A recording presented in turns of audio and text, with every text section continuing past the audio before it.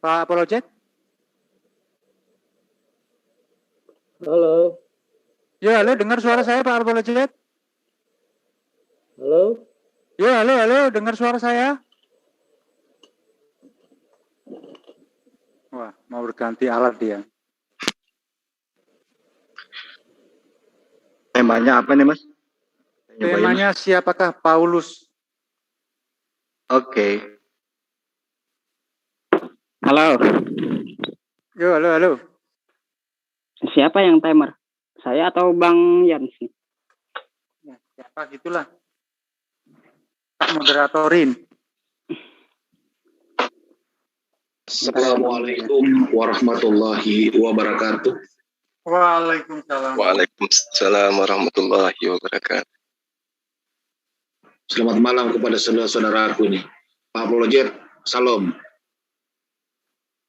Pak Apologet mungkin lagi menjauh dari perangkat ini. Iya. Allahu Akbar. Kita tunggu beberapa saat lagi. Bagaimana lagi Dinda tadi? Iya. Bang Jul, format berapa? Aman kan, aman. Formatnya seperti biasa lah. 5 menit gitu aja. Cukup ya Mas ya, Mas Zuma? Siap. Kalau Mas Zuma itu format apa aja oke. Mau timer catur 5 menit. Yang penting ada kopi. Penting ada kopi. Kopi sama Royco ya. Campur Royco nggak Bang? Masako dong. Masako bukan Royco. Masa bagian tadi tidak tahu Paulus? Paulus kan tetangga. Baru-baru dilantik loh itu jadi Kapolres. Kapolresnya Bolangi.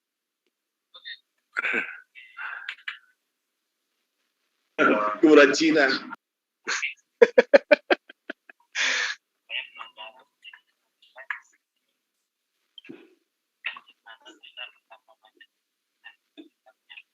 Jam 8 menurut jadwalnya. Tapi kalau dipercepat lebih enak. Halo Pak Apologet, bisa dengar? Iya, tapi PC suaranya nggak ada. Wah, ini sudah bagus ini. Suaranya Pak Apologet sudah cukup kencang kita dengar di sini. Oke, saya pakai HP aja ya. Kalau share screen baru pakai PC ya. Boleh. Ya terus. Kita formatnya 5 menit ya, opening 5 menit, terus habis itu sesi tanya jawab 5 menit, ataupun apapun 5 menit ya, Pak Apologet. Kita di room mana nih kalau HP ini ya, bentar ya. Di room, udah masuk ke room utama? Oh ini sudah ada ininya ya, sudah ada jamnya ya. Masuk ke room Zulkifli M. Abbas. Ya.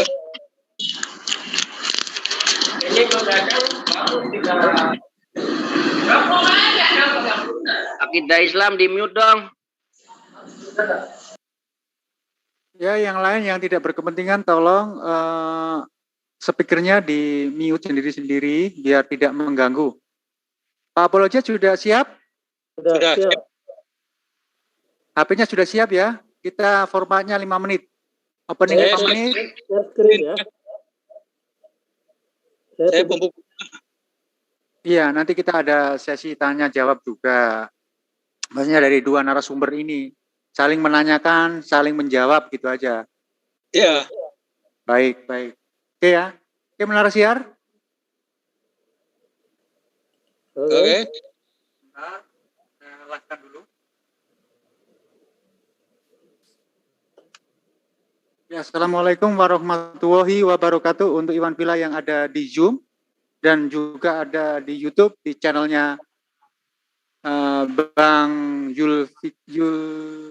Zuma Official, Yusuf Penegak Islam, dan juga di One Channel didukung juga oleh Zulfikar Official. Hari ini kita akan mengadakan sebuah diskusi yang menarik ya, antara dari pihak Kristen diwakili oleh Pak Apologet dan dari pihak Muslim diwakili oleh Bang Zuma dengan tema siapakah Paulus sebenarnya itu. Ya. Baik, untuk menghemat waktu, saya persilakan Pak Apologet untuk opening statement selama 5 menit ke depan. Ya. Oke. Share screen saya sudah ada ya. Ya, sudah terlihat. Sudah terlihat. Sudah terlihat. Ya? Sudah terlihat. Ya, jadi saya pembukaan mengenai latar belakang dari Paulus ya. Interupsi sebentar, Pak Apologet, yang satunya ditutup dulu itu mic-nya. Mic-nya ditutup, feedback. Di komputernya ditutup dulu, biar nggak feedback. Ya. Udah jelas? Sudah mantap. Sudah. Ya. Jadi Timer di Paulus belakang itu background ya, timer. kira-kira tahun 5 atau tahun 10 ya sesudah Yesus lahir ya. Di Tarsus, ibu kota Kilikia ya.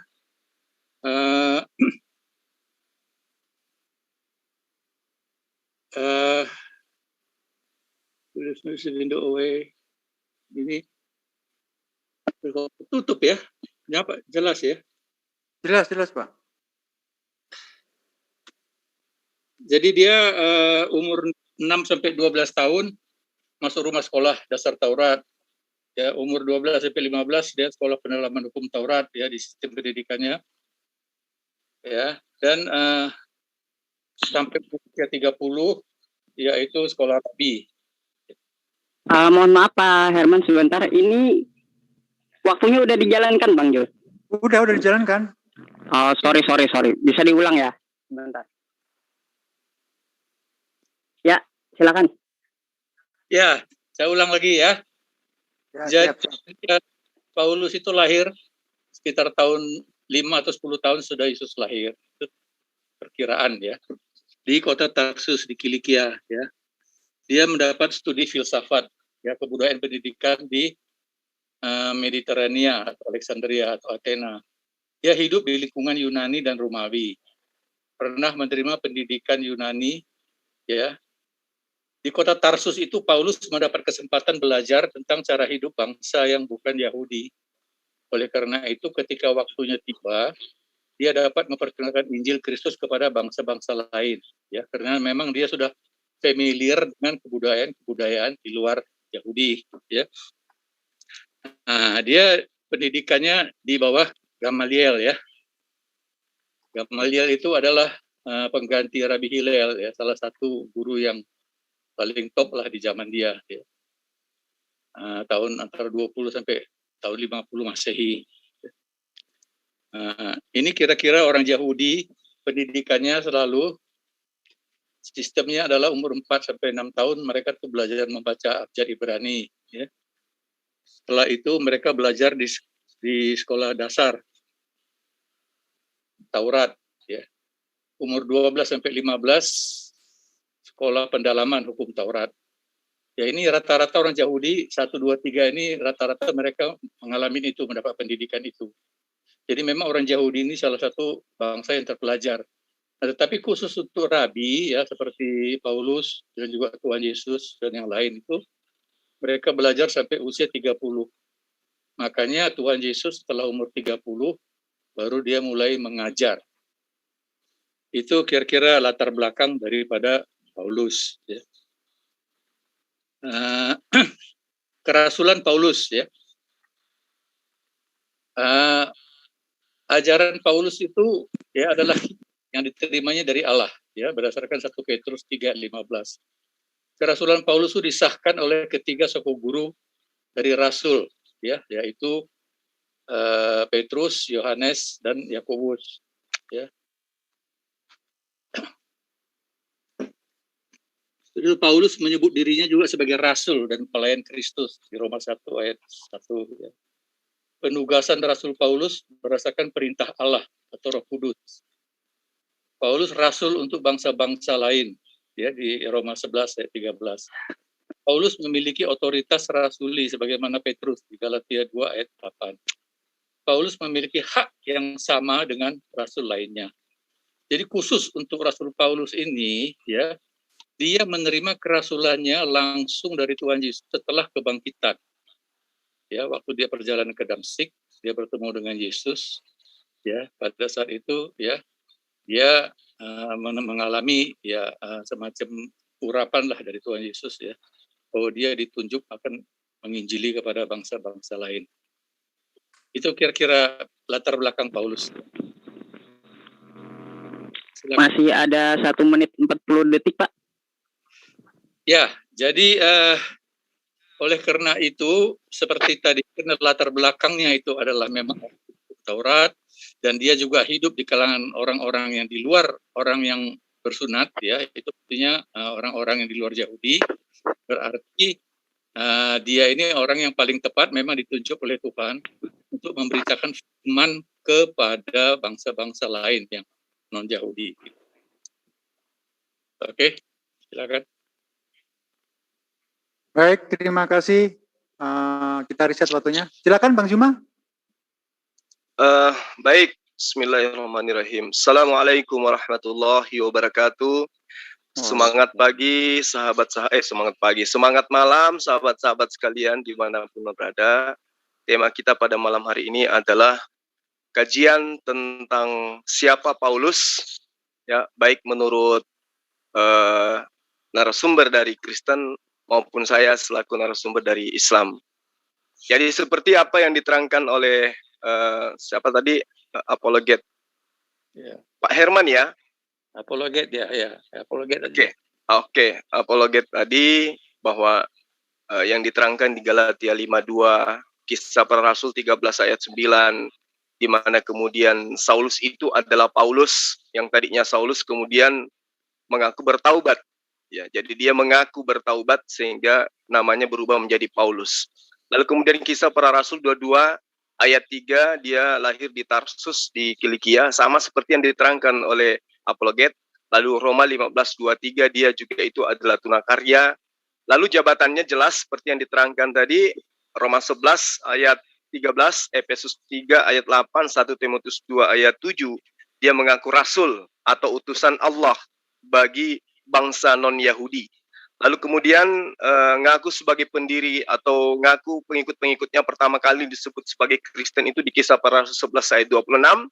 Lalu dia mengaku sebagai keturunan dari Bani Israel, Roma 11 ayat 1, dari suku bangsa Benyamin, Filipi 3 ayat, antara ayat 3 sampai ayat 5, di situ ada di antara ayat ini dia mengaku sebagai Benyamin, dari suku Benyamin. Dan juga di Kisah Para Rasul 22 ayat 25-29, dia berkewarganegaraan Romawi dan pernah menjadi murid daripada salah satu imam Yahudi bernama Gamaliel yang diterangkan tadi, itu tertulis di Kisah Para Rasul 2 ayat 3.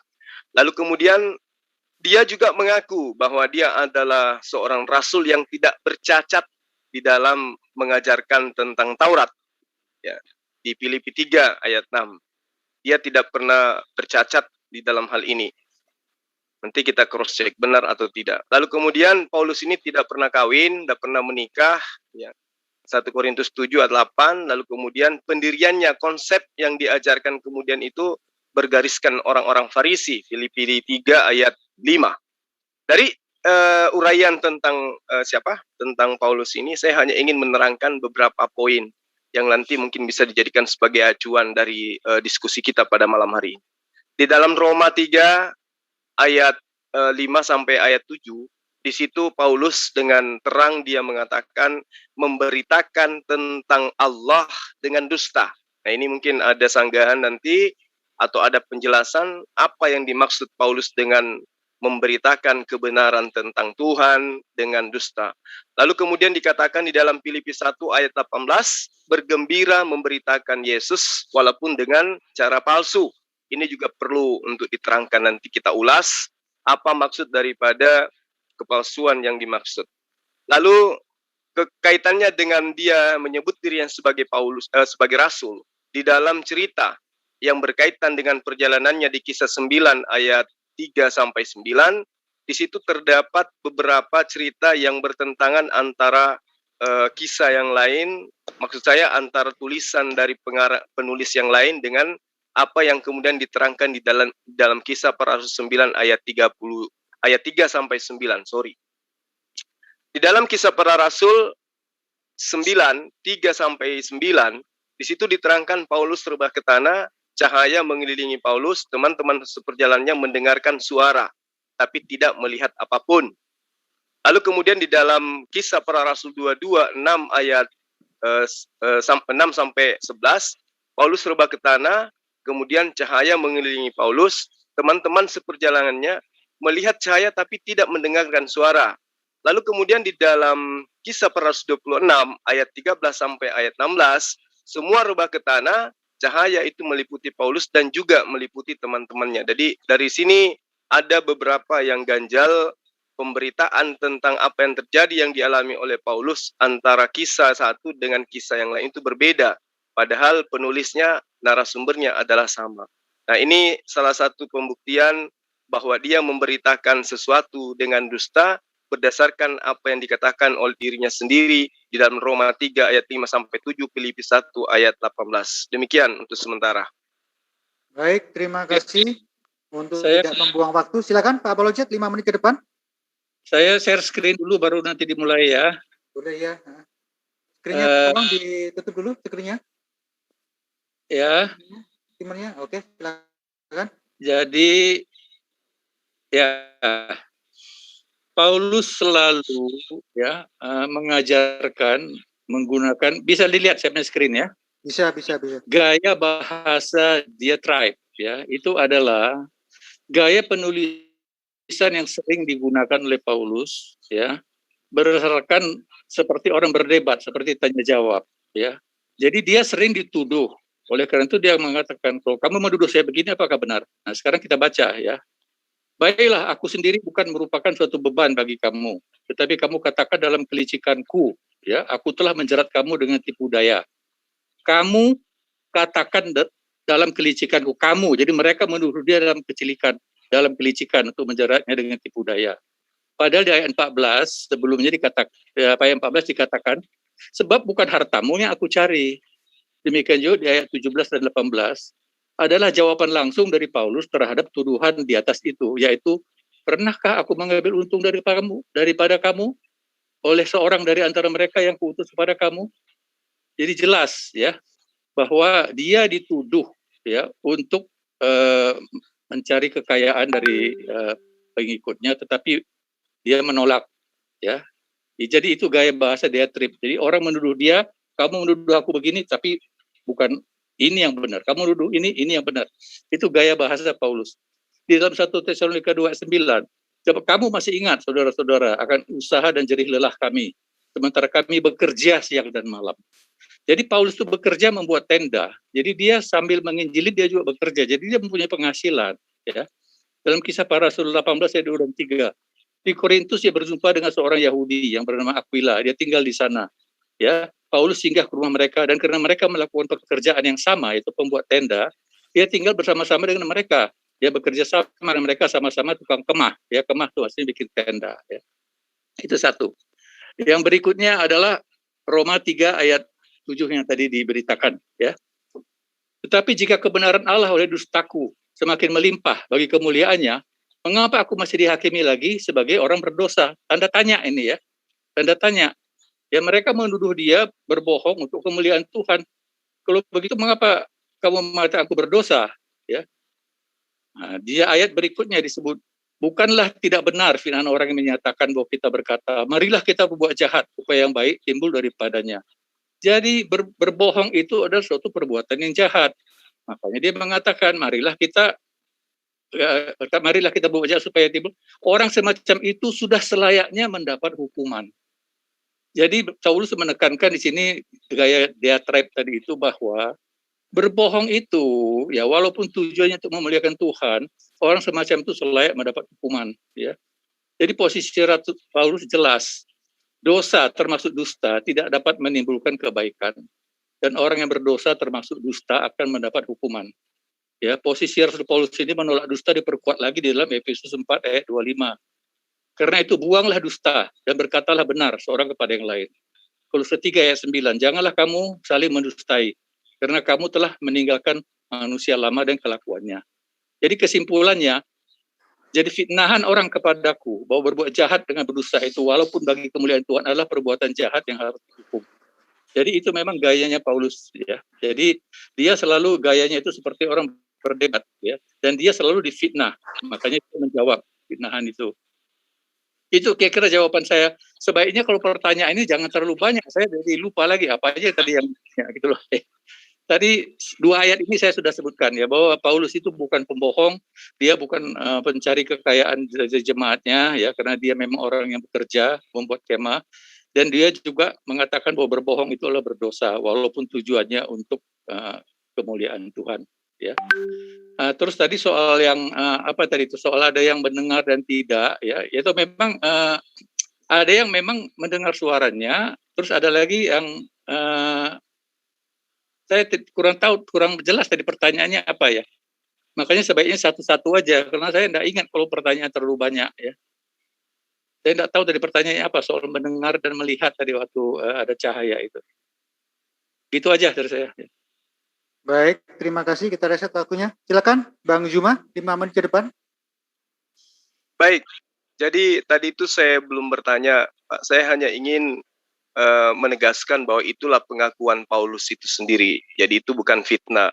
Kalau misalnya kemudian Bapak meluruskan apa yang Paulus katakan, ya itu wajar karena Bapak adalah pengikut beliau. Itu tidak disalahkan, Pak.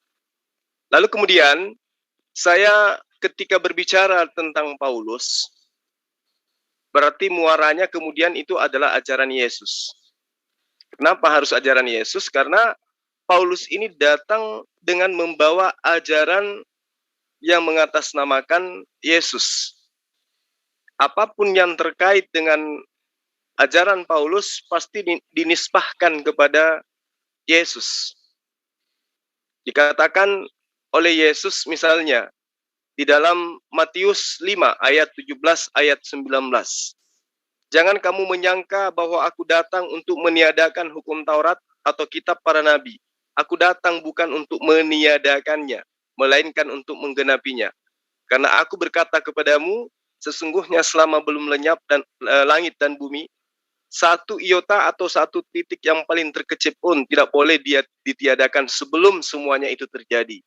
Karena itu siapa yang meniadakannya, satu perintah atau hukum Taurat sekalipun yang paling terkecil, dan mengajarkannya kepada orang lain, ia akan menduduki tempat yang paling terendah dalam kerajaan Allah.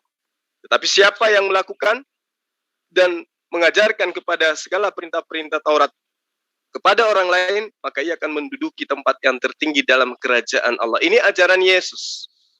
Jadi ajaran Yesus ini ditujukan kepada murid-muridnya. Nah, coba kita lihat Paulus yang dikagumi oleh teman-teman Kristen. Di dalam Kisah Para Rasul 17 ayat 19 sampai ayat 20, Timotius 1 ayat 9 sampai ayat 10. Hukum Taurat bukanlah bagi orang yang benar, melainkan bagi orang-orang durhaka dan orang zalim, bagi orang-orang yang fasik dan bagi orang-orang yang berdosa, bagi orang-orang yang cinta duniawi dan yang tak beragama, bagi pembunuh bapak dan pembunuh ibu, bagi pembunuh dan pada umumnya, bagi orang cabul, pemburit, bagi penculik, pendusta, bagi orang yang makan sampah, dan seterusnya. Segala sesuatu yang bertentangan dengan ajaran sehat. Ajaran Paulus adalah ajaran baru, bukan ajaran yang dibolehkan. Ini yang perlu dipahami. Kenapa saya katakan demikian? Karena yang saya terangkan tadi di dalam Kisah Para Rasul 17 ayat 19 ayat 1 di dalam Timotius itu muatannya sangat jelas, di mana dikatakan bahwa isi muatan daripada dalil-dalil yang menceritakan tentang penegasan Paulus itu membantah tentang penegasan Yesus di dalam Matius 5 ayat 17 ayat 19. Jangan kau menyangka. Lalu kemudian Paulus mengajarkan, sebab tidak seorang pun yang dapat dibenarkan di hadapan Tuhan oleh karena melakukan hukum Taurat. Karena justru oleh hukum Taurat orang itu mengenal dosa. Karena kami yakin bahwa manusia dibenarkan karena iman dan bukan karena melakukan hukum Taurat. Kalau kita menelaah apa yang ditegaskan oleh Paulus ini kepada teman-teman Kristen, ini bertabrakan, berseberangan dengan ajaran Yesus. Jangan kau menyangka, aku datang untuk meniadakan hukum Taurat. Barang siapa yang meniadakan yang paling terkecil, mesti satu iota pun sebelum langit dan bumi ini lenyap, maka dia akan memasuki neraka yang paling bawah. Ya, kerajaan Allah yang paling bawah. atau neraka. Tapi Paulus, ya, pimpinan orang Kristen, tidak seorang pun yang dapat dibenarkan di hadapan Tuhan oleh karena melakukan hukum Taurat. Ini ajarannya sejalan dengan Yesus atau bertentangan dengan Yesus. Yang satu tidak boleh dihilangkan, tapi harus diamalkan dan diajarkan kepada orang lain. Yang satu mengajarkan berbeda, sebab tidak seorang pun yang dapat dibenarkan di hadapan Tuhan oleh karena melakukan hukum Taurat. Kalau menurut Bapak apologet, ini sejalan atau bertentangan ini? Satu, menekankan supaya aturan-aturan Tuhan di dalam Taurat itu dilaksanakan, jangan ditinggalkan, apalagi diajarkan kepada orang lain untuk meninggalkan hukum Taurat. Yang satunya mengatakan, barang siapa yang melakukan hukum Taurat, dia tidak benar di hadapan Tuhan. Menurut Bapak, yang mana yang benar ini? Silakan. Baik, terima kasih. Silakan Pak Apologet, 5 menit ke depan. Oke, saya share dulu ya, baru dimulai ya. Boleh, silakan. Share Timer, screen. tolong di-close timer. Ya, kalau sudah share screen baru dimulai ya. Hukum Taurat ya, sebentar. Paulus, sebentar, saya cari sebentar ya.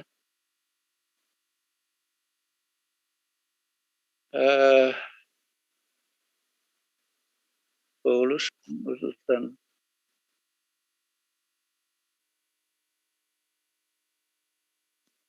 Ya, udah jelas ya, kelihatan ya. Jelas. Yakobus 2 ayat 10. Sebab barang siapa menuruti seluruh hukum Taurat itu, tetapi mengabaikan satu bagian daripadanya, dia bersalah terhadap seluruhnya. Berarti ya, hukum Taurat itu hanya membawa manusia ke dalam dosa ya yang tidak bisa diampuni. Ya. Yesus mengatakan, janganlah kamu menyangka bahwa aku datang untuk meniadakan hukum Taurat atau kitab para nabi. Aku datang sebelum semuanya terjadi. Ya, jadi bukan berarti itu akan tetap dipakai seluruhnya dari hukum Taurat, bukan. Ya. Keselamatan tidak ada melalui hukum Taurat karena Yakobus sudah mengatakan tidak ada orang pun yang diselamatkan hukum Taurat. Galatia 2 ayat 16. Kamu tahu bahwa tidak seorang pun yang dibenarkan oleh karena melakukan hukum Taurat, tetapi hanya karena iman kepada Kristus. Tadi sudah dijawab, ya. Jadi apakah dia mengabaikan hukum Taurat? Tidak, ya. Karena di dalam Roma 3 ayat 30 sampai 31, ya. Kalau ada satu Allah yang membenarkan baik orang-orang bersunat karena iman maupun orang-orang tidak bersunat juga karena iman, jika demikian apakah kami hukum Taurat karena iman? Sama sekali tidak, meneguhkannya. Di sini Paulus meneguhkan hukum Taurat. Meneguhkan dalam arti bahwa hukum Taurat itu semua sudah digenapkan oleh Yesus di kayu salib. Sehingga keselamatan sekarang itu adalah melalui iman kepada Yesus Kristus. Ya, ini dikuatkan oleh kitab Ibrani, ya. Ibrani 11, karena iman Habel mempersembahkan kepada Allah korban, ya. Karena iman Henoh terangkat supaya ia tidak mengalami kematian. Karena iman maka Nuh dengan petunjuk Allah dari perjanjian lama semua ini mereka yang selamat karena iman, tidak ada karena hukum Taurat. Ibrani 11 ayat 8, karena iman Abraham taat ketika ia dipanggil untuk berangkat, ya. Karena iman maka Musa setelah ia lahir disembunyikan dan seterusnya. Karena iman maka Abraham tak kala dicobai mempersembahkan Ishak. Karena iman maka Rahab perempuan sundal itu tidak turut binasa. Karena iman maka mereka telah melintasi Laut Merah. Ya, tidak ada disebutkan karena hukum Taurat orang selamat. Memang tidak, hukum Taurat itu bukan untuk keselamatan. Nanti saya jelaskan. Ibrani karena iman. Jadi kita harus melihat ya apa fungsi dari hukum Taurat. Tuhan memberikan hukum Taurat itu sebagai cermin ya bagi manusia bahwa standar kebenaran Allah itu kalau berdasarkan perbuatan manusia yang harus mentaatinya tidak akan ada satu orang pun yang selamat. Oleh karena itu semua manusia dikurung dalam dosa melalui hukum Taurat. Karena tidak ada satupun hukum Taurat itu yang bisa ditaati oleh manusia. Kalau melanggar yang ke satu, pasti melanggar yang lain. satu saja dilanggar, seluruhnya dilanggar. Jadi karena manusia tidak bisa melakukan hukum Taurat, manusia semua akan masuk ke dalam neraka kalau tidak ada penebusan dosa, kalau tidak ada iman yang benar yang bisa menyelamatkan.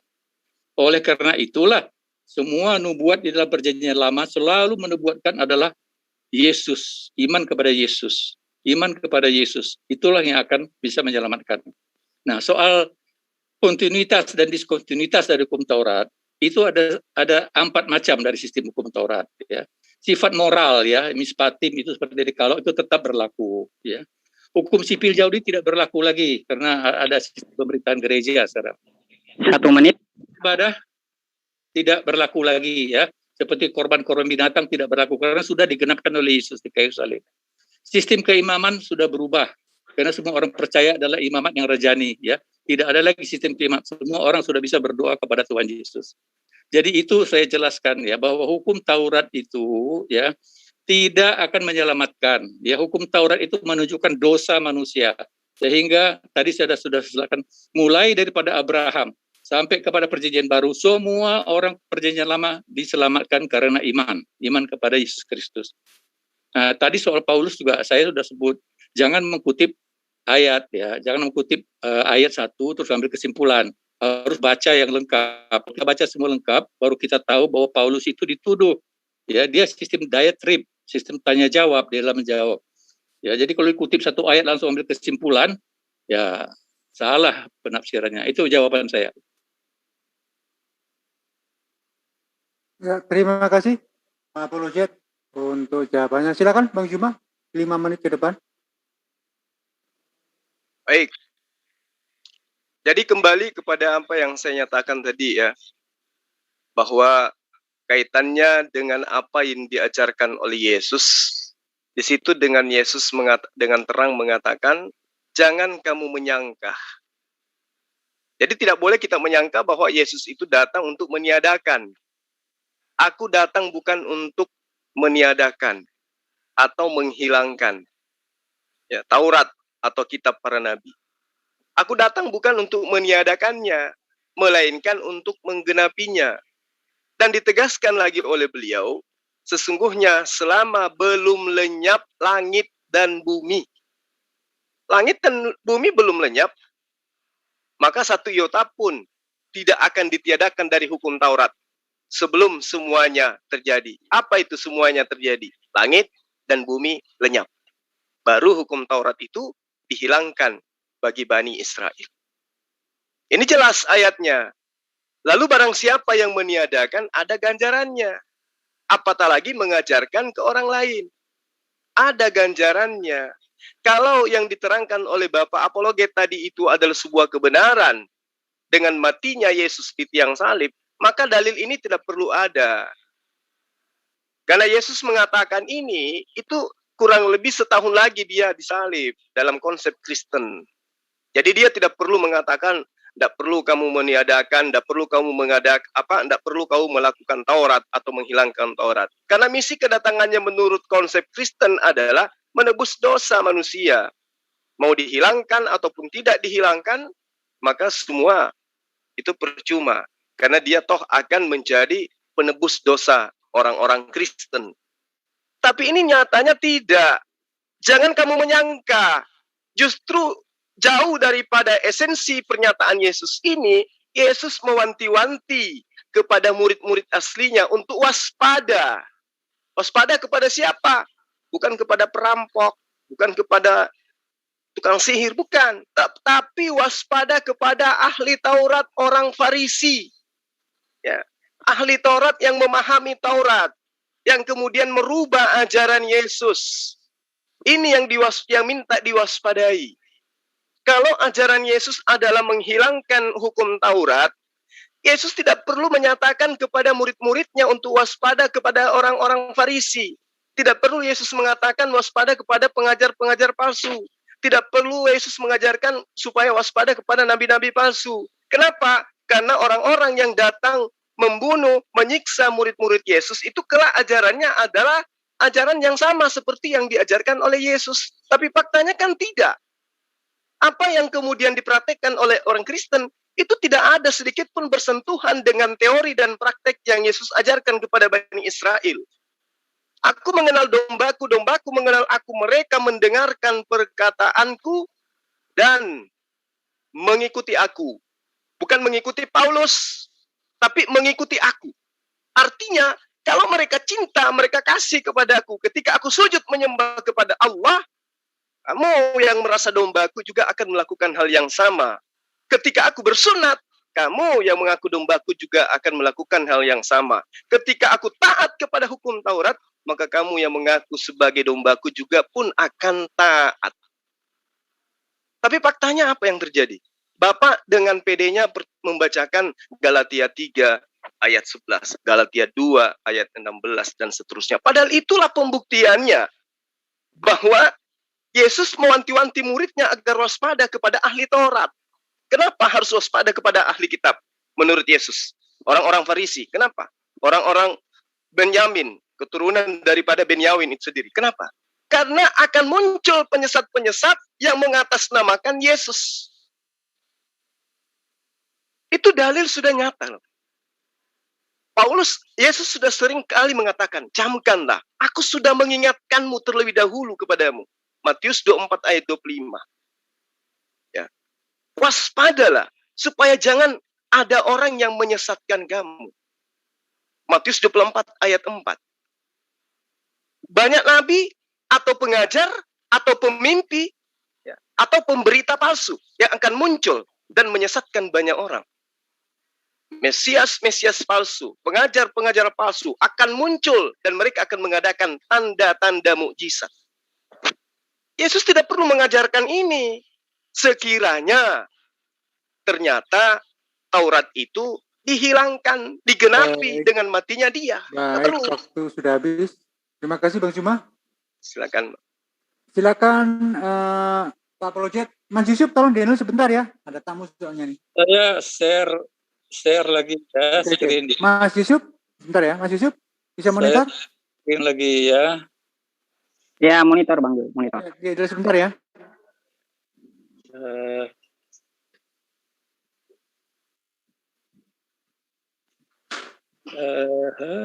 Di mana dia? Saya cari ya.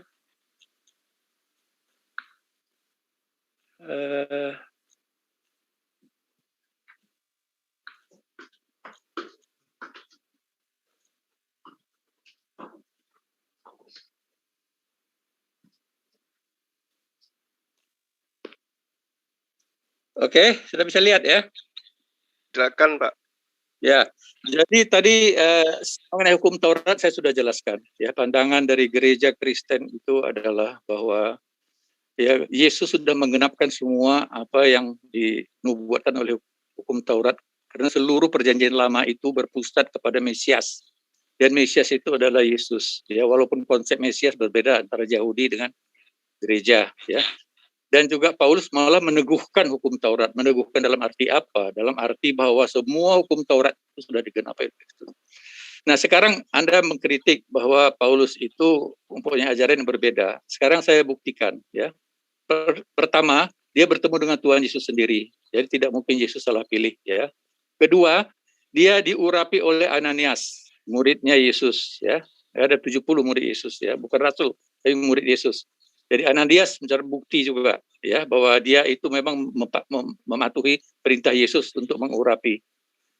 Yang ketiga, dia tinggal bersama-sama dengan para murid Kristus, kisah 9 ayat 10. Dia selalu ada bersama dengan komunitas Kristen, tapi tidak ada satupun yang mengkritik ajaran dia. Ya. Keempat, dia perjalanan ke tanah Arab. Setelah dia bertobat ketemu Yesus 3 tahun. Ya, Galatia 1 ayat 17 dan kembali ke Damsyik. Ya. Ini adalah pelajaran yang sangat penting. Dia ahli hukum Taurat, ya, seorang Farisi ahli hukum Taurat, ya. Tetapi begitu dia ketemu dengan Yesus, hancur semua dia punya pengertian mengenai hukum Taurat. Karena apa? Hukum Taurat menurut pengertian Yahudi, Mesias itu adalah kekal, tidak mati, dan mendirikan kerajaan selama-lamanya di dunia ini, dan seluruh dunia takluk di bawah kerajaannya. Itu Mesias raja duniawi. Itu yang dipercaya oleh hukum Taurat.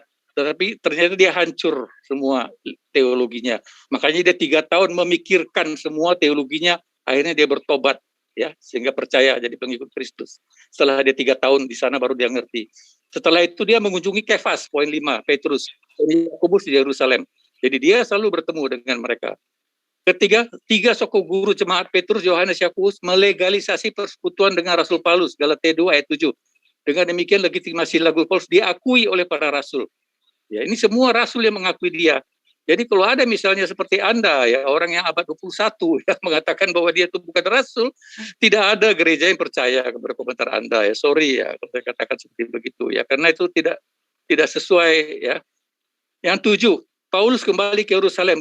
Barnabas percaya dan menerima Paulus, ya. Ayat 9, Kisah 9 ayat 27. 8, Barnabas kembali mencari Paulus di Tarsus dan mengajarnya ke Antioquia, tempat di mana mereka pertama kali diberi label Kristen. Di sana mereka melayani. Tahun 50, Paulus dan Barnabas dan beberapa orang percaya dari Antioquia kembali ke Yerusalem untuk meluruskan mengenai aturan orang percaya non-Yahudi yang harus disunat dan mengikuti hukum Musa. Jadi terjadi keributan, ya, bahwa mereka orang-orang yang bukan Yahudi apa harus bersunat atau tidak, harus ikut hukum Taurat atau tidak. Akhirnya terjadi konsili pertama nih, tahun 50 dihadiri oleh seluruh rasul dan ternyata Paulus yang benar. Tidak perlu sunat, ya, karena tidak terikat lagi dengan hukum Taurat. Itu diakui oleh seluruh rasul. 10. Setelah melakukan perjalanan ke berbagai kota menginjil, maka Paulus kembali ke Yerusalem bertemu lagi dengan para rasul dan murid, ya. Jadi, ya, dari bukti-bukti ini sudah jelas, ya, semua rasul, semua murid Kristus itu mengakui Paulus. Mula-mula mereka menolak karena melihat sejarahnya dulu, menganiaya orang Kristen. Tetapi sudah melihat hasil pekerjaannya, sudah melihat 3 kali perjalanannya berkeliling di sekitar Timur Kecil, ya, sampai dengan juga ke Eropa, ya. Mereka akhirnya menerima dia. Itu kira-kira bukti bahwa memang Paulus itu dia akui oleh para rasul sebagai rasul yang diurapi sendiri oleh Tuhan Yesus berdasarkan bukti-bukti yang diselidiki baik oleh Lukas maupun oleh yang lain-lain, dan juga ajarannya semua malah mereka percaya kepada ajaran Paulus, ya, yang tidak meniadakan hukum Taurat untuk hal-hal yang tertentu, karena keselamatan tidak berdasarkan perbuatan tapi berdasarkan iman, seperti tadi yang sudah saya buktikan sebelumnya. Oke.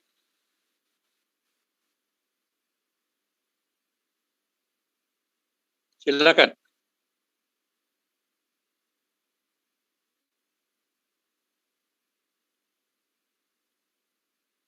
Sebentar, Pak Apologet. Saya gantikan sebagai moderator, ya, karena Bang Juru Fikar itu ada tamu katanya. Oke. Terima kasih. Saya bilang.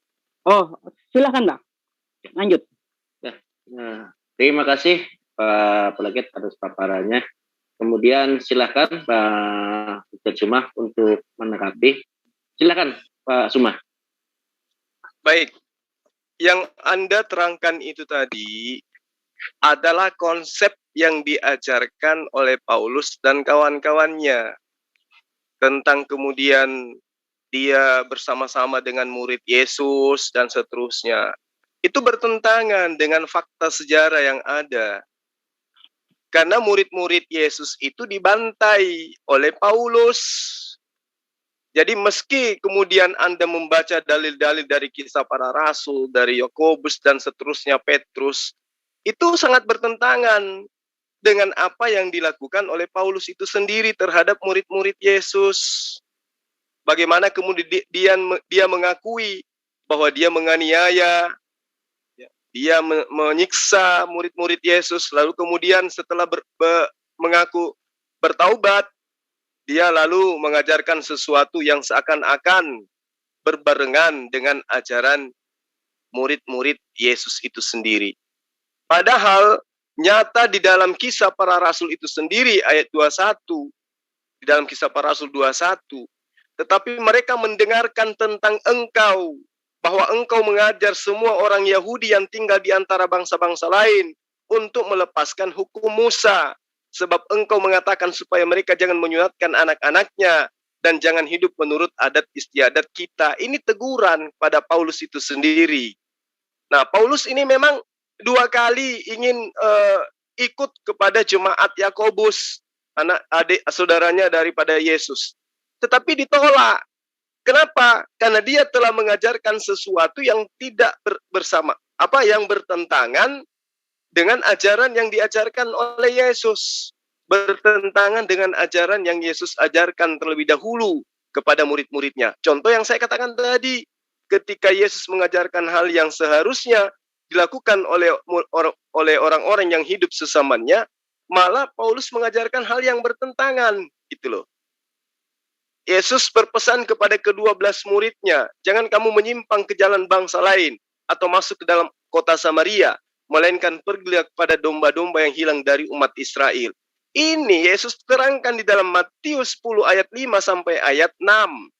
Kalau yang Anda maksud itu murid-murid Yesus, ya, berkongsi dengan Paulus, murid-murid yang mana yang Anda maksud? Sementara yang ke-12 murid ini sudah mendapatkan mandat. Matius 10 ayat 5 ayat 6, ke-12 murid itu diutus oleh Yesus, dan Yesus berpesan kepada mereka, janganlah kamu menyimpang ke jalan bangsa lain, atau masuk ke dalam kota Samaria, melainkan pergilah kepada domba-domba yang hilang dari umat Israel. Sementara Paulus sendiri ini mengajarkan sesuatu di luar daripada umat Israel. Jadi murid yang Anda maksudkan itu murid yang mana yang berkongsi dengan Paulus untuk mengajarkan sesuatu yang tidak bersamaan dengan ajaran Yesus. Sementara Yesus mengajarkan hukum Taurat itu sendiri. Seperti yang saya bacakan tadi. Jangan kau menyangka bahwa aku datang untuk meniadakan. Barang siapa yang meniadakan, meski yang paling terkecil, dia akan masuk ke dalam neraka. Jadi bagaimana mungkin Paulus yang menghilangkan hukum Taurat itu berkesesuaian dan direstui oleh Yesus ajarannya? Gak mungkin. Tidak mungkin apa yang diajarkan oleh Paulus itu direstui oleh Yesus. Maka dari itulah kemudian Yesus mengatakan, waspadalah terhadap pengajar-pengajar palsu yang datang kepadamu dengan menyamar seperti domba. Tetapi sesungguhnya mereka itu adalah serigala yang buas. Itu perkataan Yesus sendiri di dalam Matius 7 ayat 15. Ini perlu dipahami dengan baik. Jadi orang kalau menyamar seperti domba, berarti dia harus menyamar sebagai murid Yesus. Tapi kata Yesus, tapi sesungguhnya mereka itu bukan domba. Mereka itu adalah serigala yang buas. Apa bukti kebuasannya? Menghapuskan semua ajaran yang Yesus tanamkan kepada murid-muridnya. Apa itu? Agar menjalankan hukum Taurat dan tidak menghilangkan setitik pun. Bapak boleh berdalih, menunjukkan dalil Roma, Efesus, dan seterusnya, dan seterusnya. Justru itulah yang dimaksud oleh Yesus. Agar waspada kepada orang-orang Farisi, orang-orang Saduki, keturunan Benyamin, yang mengajarkan menyembah kepada sesuatu yang tidak pernah diajarkan oleh Yesus. Camkanlah, aku telah mengatakannya terlebih dahulu, agar engkau waspada kepada orang Farisi. Siapa orang Farisi ini? Ya. Baca kitab Bapak, 2 Korintus 12 ayat 16. Dengan tipu daya orang Farisi ini mengajarkan suatu kebohongan. Itu jelas. Silakan. Oke, Sesuma. Ya. Terima kasih, Sesuma. Semakin menukik, semakin tajam. Silakan, ya. Pak Apologet, untuk memberi. Ya. Oke. Waktu di pending dulu, Pending dulu ya, sampai saya dapat. Ya. Saya cari. Iya, waktu saya jalankan ketika Pak Apologet membaca teks gitu, Bang. Silakan lanjut.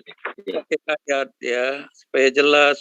Saya sebentar saya cari ya, sebentar di mana.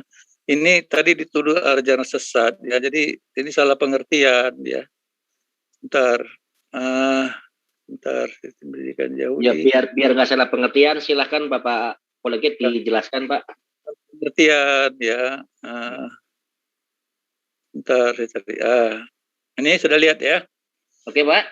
Udah? Nampak ya? Waktu silakan, Bang Yusuf. Yesus tidak pernah mengajarkan, ya, taatilah hukum Taurat supaya kamu selamat. Tidak ada ayatnya. Yesus hanya mengatakan, percayalah kepadaku, percaya kepada apa yang kukerjakan. Ya. Nah, sekarang, ya, waktu mereka menanyakan, apakah makna semua hukum Taurat? Apa semua isinya hukum Taurat? Yesus tidak mengatakan, taatilah semua peraturan yang ada, hukumnya tidak ada. Dia hanya mengatakan, seluruh hukum Taurat itu isinya, kasihilah Allah Bapamu dan sekuat tenagamu, segenap hatimu, dan kasihilah sesama manusia. Tidak ada satu kata pun Yesus mengatakan taat kepada hukum Taurat kamu akan selamat, tidak ada. Tetapi percayalah kepadaku, percaya kepada apa yang aku kerjakan, percaya kepada apa yang aku katakan. Dan sekali lagi ya, Yesus mengatakan tidak mengucilkan atau tidak menadiakan hukum Taurat kalau semuanya itu belum terjadi. Tapi semua itu sudah terjadi. Semua nubuat hukum Taurat mengenai Mesias itu sudah terjadi. Sampai dengan bagaimana Yesus lahir, bagaimana Yesus disalib, bagaimana Yesus dibangkitkan, bagaimana Yesus naik di surga. Semua karena pusat daripada perjanjian lama itu adalah kristologi menunjuk kepada Mesias. Nah, ini mengenai ajaran sesat ya. Jadi ajaran sesat itu memang diwanti-wanti ya. Kalau Farisi disebut sesat, itu Farisi itu banyak, jangan terus dikaitkan dengan Paulus. Ini seluruh ajaran sesat ya. Ajaran Simonisme, milenarisme di abad-abad awal ini, doketisme, gnostisisme, montanisme, manikaisme, valentinisme, monarkianisme, ya, stoik, ya, Injil Yudas, Injil Yakobus, Injil Filipus, Injil Maria Magdalena, Injil Thomas, Injil Pseudo Matius, Injil Petrus, Injil orang Ibrani, Injil masa kecil menurut Thomas, Injil masa kecil dalam bahasa Arab, bahasa Latin, dalam bahasa Amerika. Semua tulisan ini muncul sesudah abad pertama. Dan yang diperkirakan muncul paling awal adalah pada abad kedua tarikh Masehi. Injil-injil semacam ini banyak terdapat dalam penemuan Naqshbandi di Mesir. Misalnya Wahyu 26, Wahyu 2 ayat 6. Tetapi ini yang ada padamu, yaitu engkau membenci segala perbuatan pengikut Nikolaus. Jadi memang banyak orang sesat, banyak Injil yang palsu, tapi jangan mengatakan mentang-mentang orang Farisi itu ya disebut hati-hati lagi Farisi berarti Paulus itu pengajar sesat. Jadi begini, Anda selalu tidak bisa membedakan sejarah ya. Paulus sebelum bertobat dia penganiaya ya, karena dia penganut hukum Taurat, dan hukum Taurat itu membenci Mesias. Ya, Yesus Mesias, karena Yesus itu bukan Mesias yang mereka dambakan, ya. Tetapi setelah dia bertobat, dia menjadi pengajar kristologi yang paling tepat. Ya, jadi tolong dibedakan Yesus sebelum dia bertobat dengan setelah dia bertobat, ya. Jadi mengenai ini ya, mengenai saya lihat di sini ya tadi Roma. Nah, ya Paulus itu ya, Anda juga tidak bisa membedakan ya bahwa penginjilan pertama kali diselamatkan adalah untuk orang Yahudi. Tetapi sejarah berikutnya kan orang Yahudi menolak ya Injil itu diberitakan kepada bangsa-bangsa lain. Sejak dari zaman Abraham itu ya Allah sudah berjanji melalui Abraham seluruh bangsa dari berkat bukan Yahudi. Nah, ini Paulus 1 menit. Ya, kisah para rasul ini, tetapi kata Tuhan kepadaku, Yesus ngomong, pergilah sebab aku akan mengutus engkau jauh dari sini kepada bangsa-bangsa lain. Kisah para rasul 9:15. Tetapi firman Tuhan kepadanya, pergilah, sebab orang-orang ini adalah alat pilihan bagiku untuk memberitakan namaku kepada bangsa-bangsa lain. Ini perkataan Tuhan Yesus. Bagaimana pula Anda ini yang abad 21 mengatakan bahwa Paulus itu tidak untuk bangsa lain. Yesus yang mengatakan kok. Kisah 13:47. Sebab inilah yang diperintahkan kepada kami. Aku telah menentukan engkau. Ini Yesus yang mengatakan, menjadi terang bagi bangsa-bangsa yang tidak mengenal Allah. Kisah 26 ayat 15. Tetapi aku menjawab, siapa engkau Tuhan? Kata Tuhan, akulah Yesus yang kau aniaya itu. Tetapi sekarang bangunlah, berdirilah, aku kepadamu untuk menetapkan engkau menjadi pelayan dan saksi tentang segala sesuatu yang telah kau lihat daripadaku dan tentang apa yang akan kepadamu nanti. Ya, jadi jelas ya, Yesus itu untuk segala bangsa. Ya. Oke, Pak Apologet, waktunya udah habis. Silakan, saya serahkan ke Bang Yan. Silakan Bang Suma, langsung aja. Baik. Jadi yang perlu dipahami di sini, ketika Bapak menunjukkan ajarannya Paulus berdasarkan kisah para rasul, ya itu adalah iman Anda. Tapi apakah itu berkesesuaian dengan ajaran Yesus? Ketika Yesus mengatakan, Namun berhati-hatilah terhadap pengajar-pengajar palsu yang datang kepadamu. Ini nasihat Yesus kepada pengikutnya pada abad pertama mula-mula.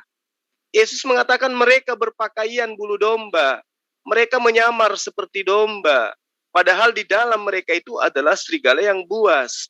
Jadi ada oknum yang datang kepada muridnya Yesus pada abad pertama.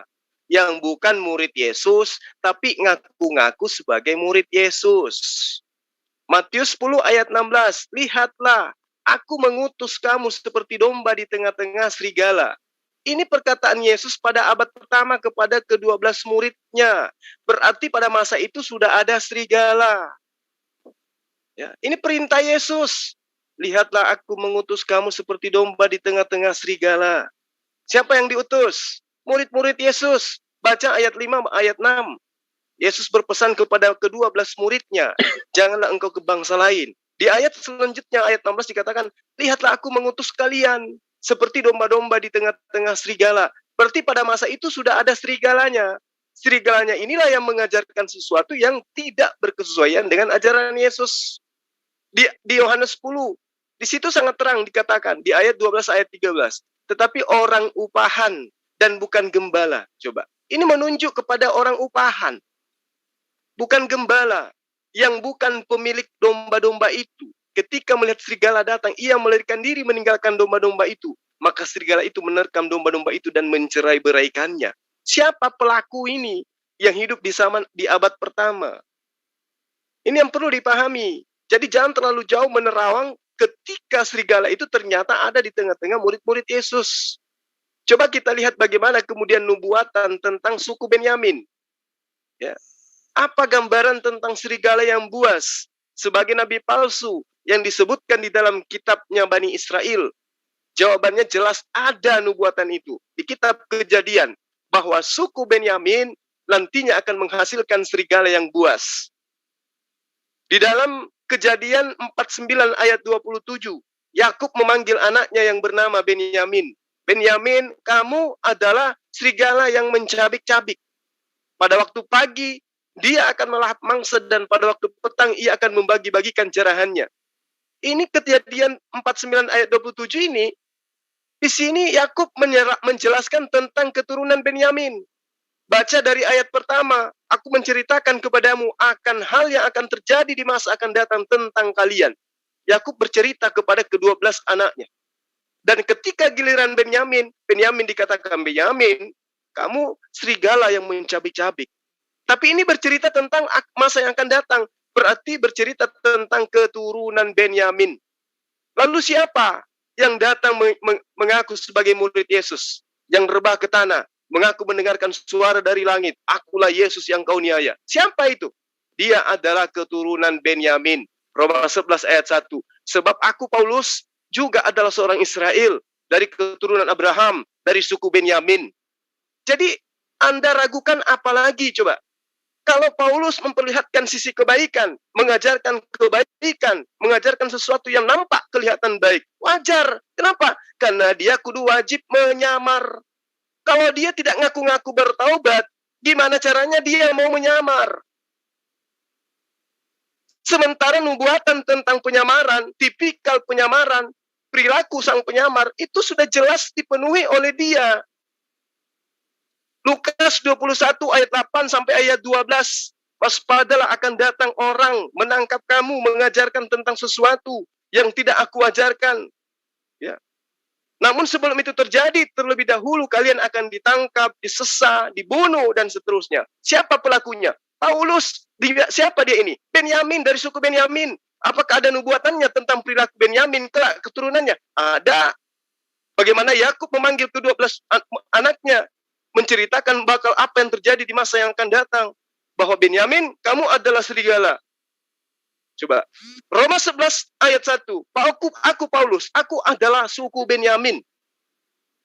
Jadi kurang apa lagi? Kalau Anda mengatakan banyak orang Saduki, banyak orang Farisi. Tapi siapa yang tampil menjadi tokoh, mengajarkan sebuah konsep ajaran yang bertentangan dengan ajaran Yesus?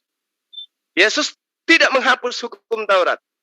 Benyamin menghapus hukum Taurat. Siapa dia? Anda boleh mengatakan dia benar. Pertanyaan saya, tolong dijawab.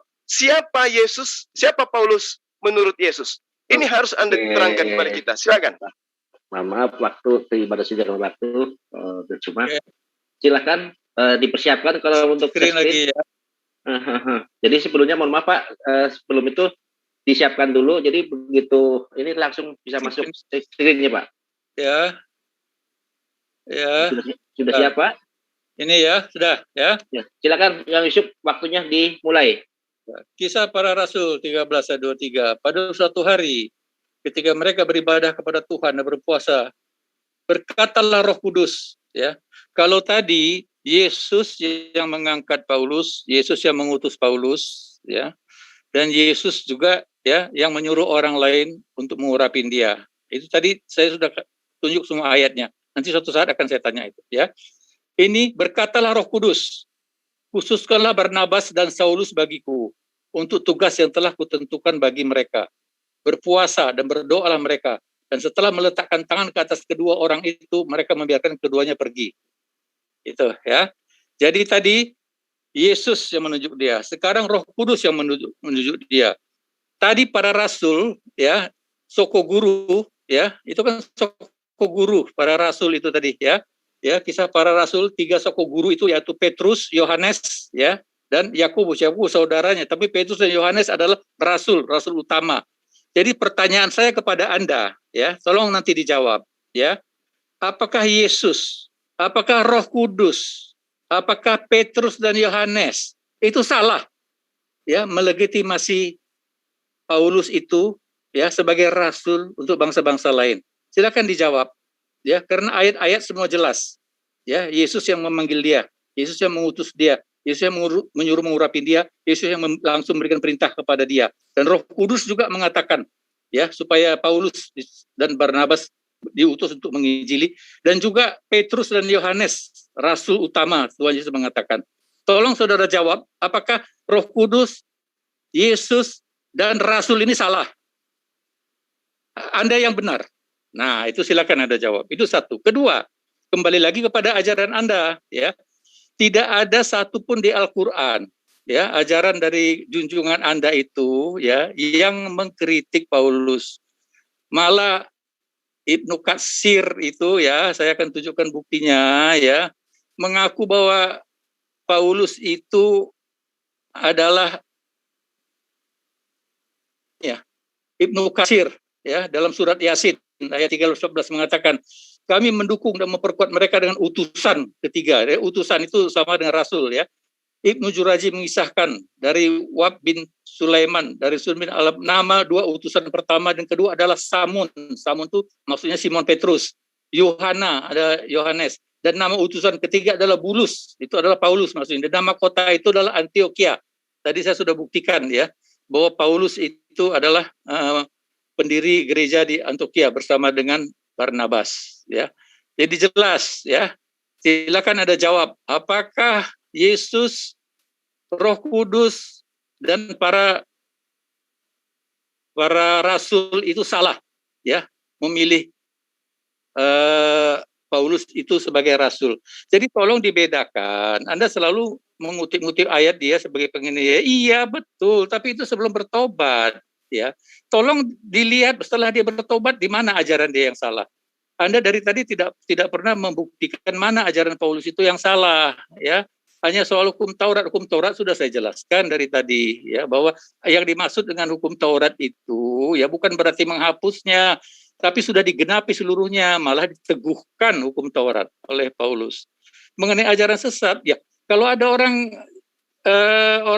Benyamin, ya, kalau ada orang Farisi, kenapa Anda langsung mengambil kesimpulan bahwa itu Paulus? Jadi berarti Yesus, Roh Kudus, dan para rasul itu salah memilih mereka, melegitimasi mereka, dan berjabatan tangan dengan mereka, mengaku bahwa mereka itu adalah seiman, ya, di dalam pengajaran, ya. Jadi tolong Anda jawab pertanyaan ini, apakah mereka salah atau Anda yang betul? Jadi Yesus, Roh Kudus, sama Petrus, Yohanes salah. Anda yang sebetulnya pengajar sesat, ya, bukan orang pilihan daripada Tuhan. Silakan. Oke, di reset waktunya. Kemudian ada 2 pertanyaan nih, Bang Suma. Pertama, Rasul apakah salah, kemudian counter dengan Yasin 14. Silakan Pak Ustadz Cuma. Baik. Jadi ketika Anda mengatakan Paulus itu adalah orang benar, tetapi Anda tidak mampu menunjukkan dalil di mana Yesus menerangkan tentang Paulus. Itu sangat kasihan menurut saya. Karena pertanyaan saya, siapa Paulus menurut Yesus? Anda menerangkan tentang Galatia, tentang kisah para rasul. Itu bukan ajaran Yesus. Yesus tidak mengenal apa itu Galatia, Yesus tidak mengenal apa itu kisah para rasul. Di dalam Galatia 2 ayat 9, dan dengan mengetahui anugerah yang telah diberikan kepadaku, Yakobus dan Kepas dan Yohanes atau Petrus ya, Kepas atau Petrus, yang dipandang sebagai soko guru, telah mengulurkan tangan kanan tanda kemitraan kepadaku dan kepada Barnabas, agar kami pergi kepada bangsa-bangsa lain, dan mereka kepada orang-orang yang bersunat. Coba. Jadi ini pernyataan siapa ini? Ini surat siapa? Ini surat Paulus. Ini menerangkan tentang siapa? Tentang dirinya. Mana pernyataan Yakobus? Mana pernyataan Yohanes? Mana pernyataan Petrus sendiri yang membicarakan khusus tentang Paulus? Sementara murid-murid Yesus sudah diberi pesan untuk jangan ke bangsa lain. Satu. Yang kedua, Yesus ini tidak pernah bertemu dengan orang yang bernama Paulus. Kalau ada cerita kemudian, ada suara dari langit, siapakah engkau Tuhan? Apa pembuktiannya bahwa yang punya suara itu adalah Yesus? Sementara kedatangan kedua Yesus nanti diimani, nanti di akhir zaman. Kenapa ketika dia sudah terangkat ke langit, datang lagi kepada Paulus, berarti sudah datang kedua kalinya. Ini adalah pembodohan. Fakta yang menerangkan itu adalah Lukas. Di dalam catatannya, di buku keduanya, yaitu Kisah Para Rasul. Pertanyaannya, Lukas ini siapa di mata Yesus? Apa ajaran Yesus tentang Lukas? Kok dia bisa menceritakan sesuatu yang kemudian diimani oleh orang Kristen sebagai sebuah kebenaran? Sementara Yesus mengatakan, aku tidak berkata-kata dari diriku sendiri. Apa yang aku katakan adalah apa yang aku dengarkan dan aku diperintahkan untuk aku katakan. Lah Lukas mengatakan sesuatu atas dasar apa? Yesus aja yang utusan Tuhan tidak berkata-kata dari dirinya sendiri. Lukas berkata-kata dari mana dia? Sumber perkataannya dari mana dia? Sampai-sampai dia mengatakan hal yang seperti itu. Ketika Paulus berjalan ke Damsyik, kemudian dia rebah ke tanah, lalu terdengar suara dari langit. Siapakah engkau Tuhan? Akulah Yesus yang kau aniaya. Ini Lukas dapat cerita dari mana si Lukas ini?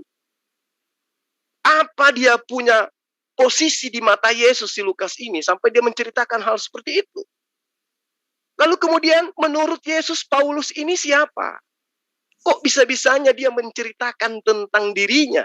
Sementara Yesus tidak pernah menceritakan tentang Paulus. Ingat, Yesus mengajarkan selama kurang lebih 3 tahun. Mengajarkan sesuatu yang tidak bertentangan dengan ajaran Musa. Dia tidak pernah mengajarkan menjadi seorang Kristen. Dia tidak pernah mengajarkan tentang pembatalan Taurat. Dia tidak pernah mengajarkan untuk tidak bersunat. Dia tidak pernah mengajarkan untuk menyembah dirinya. Dia tidak pernah mengajarkan untuk makan babi. Dia tidak pernah mengajarkan untuk ibadah hari Minggu. Tidak pernah mengajarkan dia masuk ke dalam gereja. Lalu dari mana mereka orang-orang pendiri Kristen ini mendapatkan pengajaran? Sementara Yesus mengatakan dalam Yohanes 17 ayat 8, semua firman yang engkau berikan kepadaku telah aku sampaikan kepada mereka. Jadi pengajaran Yesus itu sudah selesai pada saat dia telah mengajarkan semua firman yang diterima dari Tuhan pada masa dia masih ada di bumi. Sementara Paulus mendengarkan suara dari langit setelah Yesus itu terangkat ke langit. Pengajaran dari mana? Sementara Yesus mengatakan, semua firman telah aku ajarkan pada saat aku masih bersama dengan mereka. Pada saat Yesus bersama dengan mereka, apakah Paulus ada di situ? Apakah Lukas ada di situ? Nggak ada. Jadi Anda boleh bangga dengan mengatakan Paulus ini, Paulus ini, Paulus ini. Kenapa? karena yang Anda terangkan ini adalah ajaran Paulus tentang Paulus. Ajaran asisten Paulus tentang Paulus, bukan ajaran Yesus tentang Paulus. Ya, itu yang perlu Anda pahami. Tentang surah Yasin nanti setelah ini. Ya, sekarang pertanyaan saya, siapa Paulus menurut Yesus? Tolong dijawab. Oke, terima kasih. Sudah mengatakan meskipun ada 1-3 yang tersisa dikarenakan waktu. Nanti yang berikutnya. Kemudian ada pertanyaan untuk Pak Apologet, siapa Paulus? Silakan disiapkan dulu, barangkali membuka screen. Ya, sebentar saya buka. Tadi saya sudah jawab pertanyaannya. Ya, siapa itu Paulus? Tapi ya. Silakan, Yusuf, waktu mulai. Belum. Saya belum. Belum mana dia Paulus? Tadi kan saya sudah jawab, tapi masih ditanya ya. Nah, oke. Udah jelas? Ya. Waktu mulai, Sob. Ya. Siapakah Paulus menurut Yesus? Paulus menurut Yesus adalah orang yang dia tunjuk ya berdasarkan kisah para rasul ya, kisah para rasul ditulis oleh Lukas ya sebagai wahyu Tuhan ya, sebagai kitab suci yang ditugaskan untuk ya, ini Paulus ini adalah utusan daripada Tuhan Yesus dan rasul yang dipilih Tuhan Yesus untuk memberitakan Injil kepada bangsa lain. Itu saya sudah jawab, itu sebenarnya nggak perlu ada pertanyaan itu. Ya. Itu menurut Lukas, Pak. Yang saya minta, mohon maaf, moderator, yang saya minta dalil menurut Yesus, bukan Lukas. Makanya jelas ya, ini adalah kitab suci orang Kristen yang diakui oleh bermiliar-miliar orang Kristen. Kalau Anda tidak percaya kepada apa yang ditulis dalam kitab suci, Anda tidak perlu berdiskusi mengenai siapa Paulus berdasarkan kitab suci. Ya, jadi Anda persoalkan kitab sucinya benar atau tidak. Itu dulu persoalannya. Ya. Tapi kesimpulannya, mohon maaf, saya potong sedikit. Nanti giliran Anda. Oke. Jadi giliran Anda, jangan dipotong dulu ya.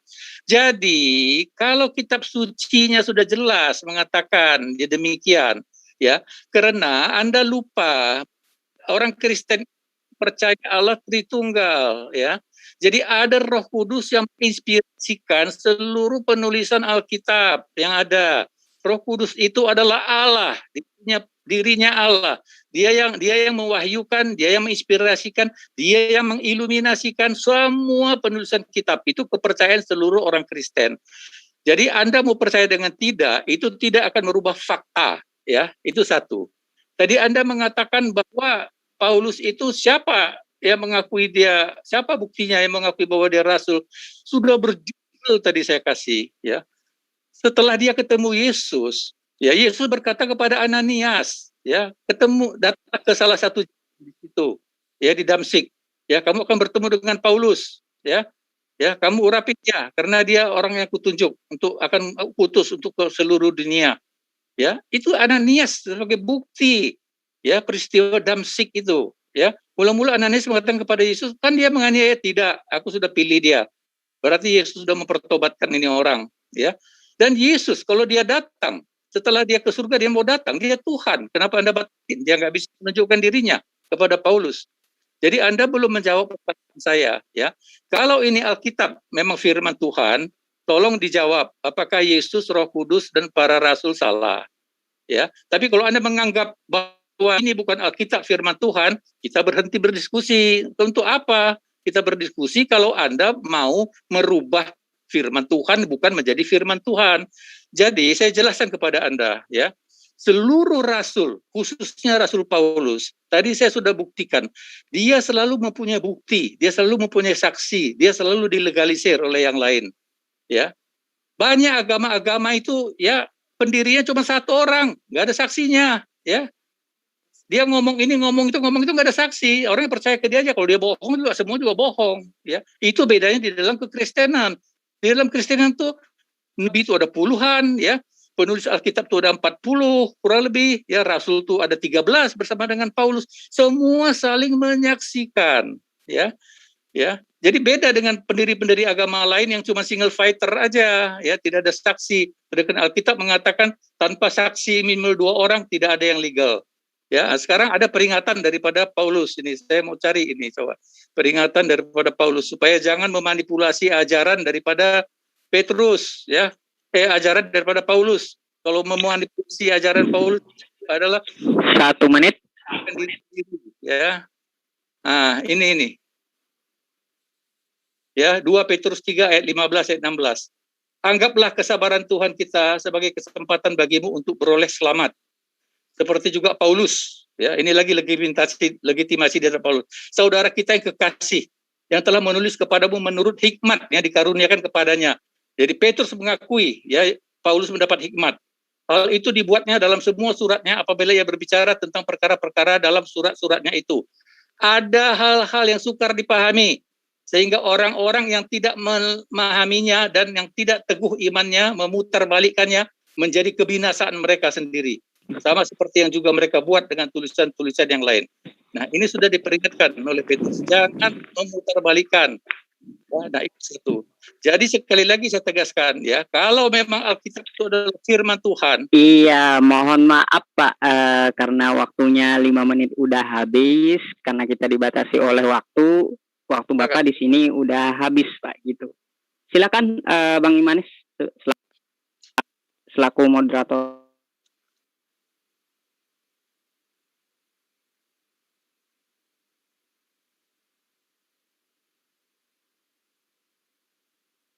Oke, waktu saya ya. Ya. Saya menjawab pertanyaan yang tadi. Baik, ya, langsung Bang Juan. Oke, langsung. Tentang tuduhan, ya, tuduhan yang membabi buta, yang mengatakan bahwa di dalam surah Yasin itu ada Paulus. Ini kalau saya sih jadi Kristen malu saya. Di dalam surah Yasin ini memang ada penafsiran dari 1000 lebih penafsir. Cuman satu yang mengatakan itu adalah Bulus. Dan Bulus kalau dieja di dalam bahasa Ibrani tidak nyambung kepada Paulus. Nggak kena. Nama Bulus ini banyak. Bukan cuma satu orang yang bernama Bulus. Dan Bulus yang dimaksud di sini adalah utusan yang mengajarkan la ilaha illallah. Menyembah kepada Allah subhanahu wa ta'ala. Apakah Paulus mengajarkan menyembah pada Allah subhanahu wa ta'ala? Tidak. Paulus mengajarkan menyembah kepada anak Maria, manusia bernama Yesus. Jadi itu sudah terbantahkan dengan sangat-sangat sederhana. Dalam surah Yasin ayat 14 itu, ketika kami mengutus kepada mereka 2 orang utusan, lalu mereka mendustakan keduanya. Kemudian kami kuatkan dengan utusan yang ketiga. Maka ketiga utusan itu berkata, sesungguhnya kami adalah orang-orang yang diutus kepadamu. Di sini tidak ada penyebutan nama. Sekali lagi, ada 1000 kurang lebih penafsir, hanya satu orang yang menafsirkan bahwa itu bernama Bulus, dan Bulus itu bukan nama Paulus, meski dieja ke dalam bahasa apapun tidak akan pernah nyambung. Lalu kemudian inti dari ajarannya tidak mengajarkan Trinitas menyembah kepada manusia, tetapi inti dari ajaran Bulus yang ditafsirkan oleh Ibnu Katsir itu adalah oknum utusan yang mengajarkan menyembah kepada Allah subhanahu wa ta'ala yang mewahyukan Al-Quran. Bukan kepada yang mengajarkan menyembah kepada Yesus. Lalu kemudian, kaitannya dengan Paulus. Anda mengatakan bahwa Paulus itu oleh murid-murid Yesus, dia diakui sebagai utusan yang sudah bertaubat. Wajar kan? Karena orang-orang ini ketika Anda menjawab, Lukas mengatakan, Yesus mengatakan, Roh Kudus mengatakan. Menurut siapa? Menurut kitab Anda. Lalu kemudian Anda keberatan. Loh, kalau Anda tidak percaya kepada kitab saya, untuk apa kita berdialog? Tujuan kita berdialog bukan untuk saya mengakui kitab Anda sebagai firman Tuhan. Bukan, dan Anda tidak bisa memaksakan saya untuk itu. Saya hanya mengatakan bahwa dalil yang Anda gunakan adalah dalil yang dibuat setelah Yesus itu selesai melakukan pengajarannya. Maka Yesus mengatakan, waspadalah kepada serigala yang berbulu domba. Maksudnya, kenapa berbalik berbulu domba? Karena ajaran sang serigala ini mirip-mirip dengan ajaran domba. Apa itu domba? Mirip-mirip ajaran Yesus. Jadi menyembah kepada Yesus, membawa-bawa ajaran Yesus, membatalkan Taurat, ya, menghanguskan semua ajaran tentang Taurat, lalu mengatakan itu sudah tidak berlaku karena sudah ditebus dengan terkutuknya Yesus di tiang salib. Ini ajaran seperti apa ini? Ketika Yesus mengajarkan A, muncul pengajar kemudian mengajarkan sesuatu yang bertentangan dengan ajaran Yesus. Nah, kemudian Anda mengatakan, Rasulullah Muhammad SAW satu-satunya yang mengajarkan, narasumber satu-satunya yang mengajarkan. Sama. Harusnya Anda juga malu. Satu-satunya sumber pengajaran di zaman abad pertama itu adalah Yesus. Yesuslah satu-satunya sumber pengajaran. Tapi apa yang Anda amati, yang Anda imani sekarang? Pengajaran Paulus, pengajaran Lukas, pengajaran Markus, pengajaran orang yang dikira Yohanes dan lain-lain sebagainya. Bukankah sumber daripada ajaran yang sesungguhnya itu adalah Yesus pada abad pertama? Layaknya Musa pada abad ketika 3 sebelum Masehi. Ya. Bukankah itu adalah sumber-sumber yang memiliki satu sumber saja di antara mereka? Lalu kemudian di dalam Yohanes 8 ayat 17 ayat 18. Bukankah di dalam Taurat 2 saksi sudah cukup, kata Yesus. Akulah yang menjadi saksi untuk diriku dan Allah yang menjadi saksi untuk diriku. 2, sama dengan Muhammad SAW. Dia dan Allah yang menjadi saksi. Lalu kemudian ketika Anda bangga dengan kesaksian-kesaksian itu, muncul pertanyaan, siapa nama saksi yang melihat Paulus mendengar suara dari langit yang mengatakan dia itu adalah Yesus? Siapa namanya? Ananias? Ananias tidak ada pada saat itu. Ada murid-muridnya, ada pengikut-pengikutnya Paulus. Tolong tunjukkan siapa salah satu saksi itu. Dan apa bunyi kesaksiannya. Karena Anda sudah berani-berani membawa saksi. Kalau Al-Quran jelas kesaksiannya Umar bin Khattab, Ali bin Abi Thalib, Utsman, Abu Bakar, dan seterusnya. Orang yang hidup sesama dia, namanya lengkap, biografinya ada. Nah, yang bersama dengan Paulus rebah ke tanah itu siapa namanya? Satu aja. Dan apa bunyi kesaksiannya dan tertulis di mana kesaksian itu? Anda belum menjawab siapa Paulus menurut Yesus. Yang Anda terangkan Paulus menurut Lukas. Terima kasih. Waktu sudah habis. Silakan Pak Apologet. Oke. Ya. Jadi kalau Anda ya mau mengkritik Paulus tidak berdasarkan Alkitab, ya itu silakan. Saya no comment. Ya, karena apa? Karena satu-satu ajaran yang valid mengenai siapa Paulus itu adalah Alkitab. Tapi kalau Anda mengambil di luar Alkitab, saya no comment. Ya sama seperti saya mengkritik kepercayaan Anda, tapi tidak berdasarkan Quran. Itu kan omong kosong. Ya. Jadi kalau Anda sudah saya buktikan semua ayat-ayatnya. Ya, siapa itu Paulus menurut Yesus? Itu orang yang untuk menginjilin orang lain. Ya, dan dia juga ditunjuk oleh Roh Kudus. Dia juga ditunjuk oleh para rasul. Dan itu ditulis oleh Lukas ya, yang bikin itu. Dan semua tulis itu dipimpin oleh Roh Kudus. Ya. Anda tidak mau pergi terserah, tapi saya sudah menjawab berdasarkan Alkitab. Jadi kalau Anda tidak percaya kepada Alkitab, itu hanya alat untuk mengelak pertanyaan saya. Karena Anda tidak bisa menjawab pertanyaan saya. Karena berdasarkan Alkitab itu, Yesus, Roh Kudus, dan Rasul itu menunjuk Paulus sebagai utusan, sebagai Rasul. Jadi Anda mengingkari Alkitab firman Tuhan sehingga Anda tidak perlu menjawab pertanyaan saya. Tapi kalau Anda tidak percaya bahwa Alkitab firman Tuhan, itu hak Anda, ya. Tetapi tidak ada gunanya membahas Paulus di luar Alkitab, ya. Nah, tadi soal katsir itu kan lihat konteksnya. Ya, dia konteksnya ada 3 utusan, ya, Yohanes, Petrus, dan Paulus ke Antioquia. Tidak ada cerita sejarah Islam di Antioquia, itu tidak ada.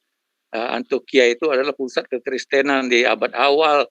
Baca dong itu, kan disebut di Antioquia itu oleh Ibnu Katsir, ya. Oke lah, tapi saya nggak mau terlalu perdalam itu karena itu bukan ajaran Alkitab, ya.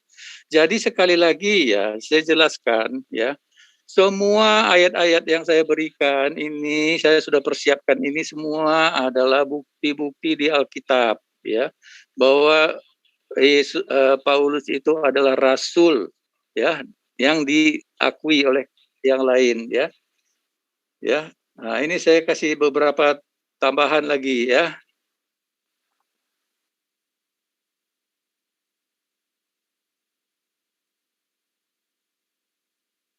Ya, Kisah Para Rasul 15 ayat 22, ya. Maka rasul-rasul dan penatua serta seluruh jemaat itu mengambil keputusan untuk memilih antara mereka beberapa orang yang diutus ke Antioquia bersama-sama dengan Paulus dan Barnabas. Jadi Paulus dan Barnabas ini adalah utusan daripada semua orang-orang Kristen, ya, yang ada di Yerusalem. Mereka utusan untuk menginjil, ya. Ya. Ini Galatia 2 ayat 9. Setelah melihat kasih karunia dengan Roh kepadaku, Yakobus, Kefas dan Yohanes, Panas guru, berjabatan tangan, ya. Jadi begini, ya. Paulus itu bagi orang Kristen adalah rasul, ya. Jadi kalau Anda mempersalahkan saya percaya kepada rasul saya berarti kitab, ya. Anda itu menurut saya hipokrit, ya. Boleh nggak saya mengatakan, ngapain kamu percaya sama Muhammad, ya? Untuk apa? Muhammad itu bohongnya, banyak ini itu. Kita kan pasti tersinggung. Ya karena itu kan Anda punya rasul. Ya tapi kalau saya percaya kepada rasul saya, why not? Ya itu semua ayat-ayatnya ada di dalam Alkitab, bukti-buktinya semua ada. Jadi saya kira tidak boleh secara hipokrit kita berdiskusi, ya. Nah ini saya jelaskan lagi mengapa rasul itu dipilih, ya, untuk bangsa-bangsa lain. Nah di dalam Kejadian 20 ayat 18. Ya, Tuhan berkata kepada Abraham, 1 menit akan mendapat berkat karena engkau mendengarkan firman-Ku. Makanya Paulus meneguhkan itu di Galatia. Yesus Kristus membuat ini supaya dia berkat Abraham sampai kepada bangsa-bangsa lain.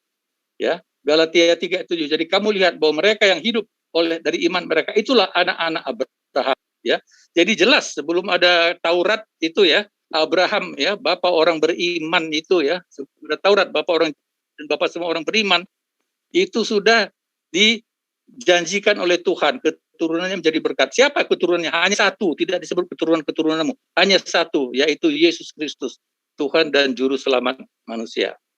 Silakan.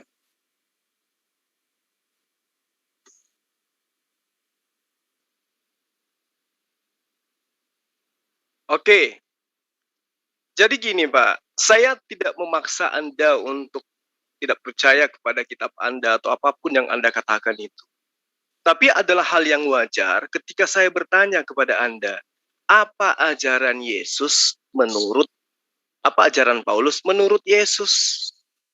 Tapi yang Anda terangkan kemudian adalah ajaran Paulus menurut Lukas. Kan di dalam kitab yang Anda katakan sebagai firman Tuhan, banyak tertulis, berkatalah Yesus. Berkatalah Yesus. Yesus berkata, kemudian Yesus mengatakan kepada mereka, lalu kemudian Yesus berpesan kepada mereka. Itu dalil-dalil yang indikasinya Yesus yang berkata. Tapi yang Anda terangkan kemudian adalah pernyataan Lukas tentang Paulus. Ini yang Anda tidak nangkap. Kemudian Anda mengatakan, tunjukkan dalil di mana murid Yesus bertentangan dengan Paulus. Banyak, Pak. Contoh, saya kasih contoh. Kisah Para Rasul 15 ayat 39 sampai ayat 40. Hal itu menimbulkan perselisihan yang tajam. Sehingga mereka, siapa mereka ini? Barnabas dan juga Paulus, serta Markus dan juga Silas, bertentangan. Mereka berpisah. Perselisihan yang sangat tajam antara Barnabas dengan Paulus membuat mereka berpisah. Apa yang menyebabkan mereka berpisah? Karena ajaran Paulus dan Barnabas sudah bertentangan. Apakah hanya dalil itu yang menunjukkan pertentangan itu? Tidak. Tetapi waktu Kepas datang ke Antioquia, kata Paulus, aku berterang-terang menentangnya sebab ia salah. Coba. Kepas ini siapa, Pak? Ini Petrus. Bertentangan enggak dengan Paulus? Bertentangan. Kata siapa? Kata Paulus. Di mana diterangkan Paulus itu? Galatia 2 ayat 11.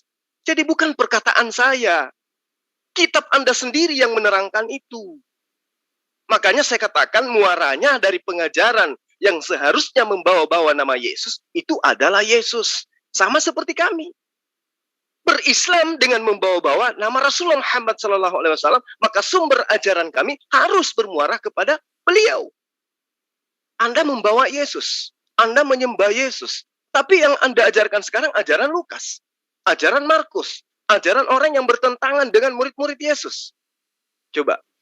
Siapa yang melakukan penangkapan, penyiksaan kepada murid-murid Yesus? Sehingga Yesus harus bernubuat kepada mereka. Waspadalah, waspadalah, waspadalah. Siapa itu? Ini perlu dijelaskan. Kalau Anda mencuci tangan dengan mengatakan bukan Paulus, lalu siapa? Siapa yang datang menyiksa murid Yesus? Siapa yang menjadi oknum yang menyebabkan Yesus itu berpesan begitu mendalam kepada muridnya? Waspadalah supaya jangan ada yang menyesatkan kamu. Banyak pengajar akan muncul dan menyesatkan banyak orang. Bukan cuma satu orang, tapi miliaran orang. Mesias-mesias palsu. Apa itu Mesias? Orang yang mengaku mendapatkan mandat, mendapatkan wahyu. Orang yang mengaku bersatu di dalam diri Yesus Kristus. Mengaku sebagai Bapa di dalam mengajarkan kekristenan. Itulah yang dimaksud oleh Yesus. Lalu siapa oknum ini? Ini jangan ditinggalkan. Ini harus dicari. Orang yang hidup pada masa abad pertama yang mengganggu murid-murid Yesus, ini siapa oknumnya?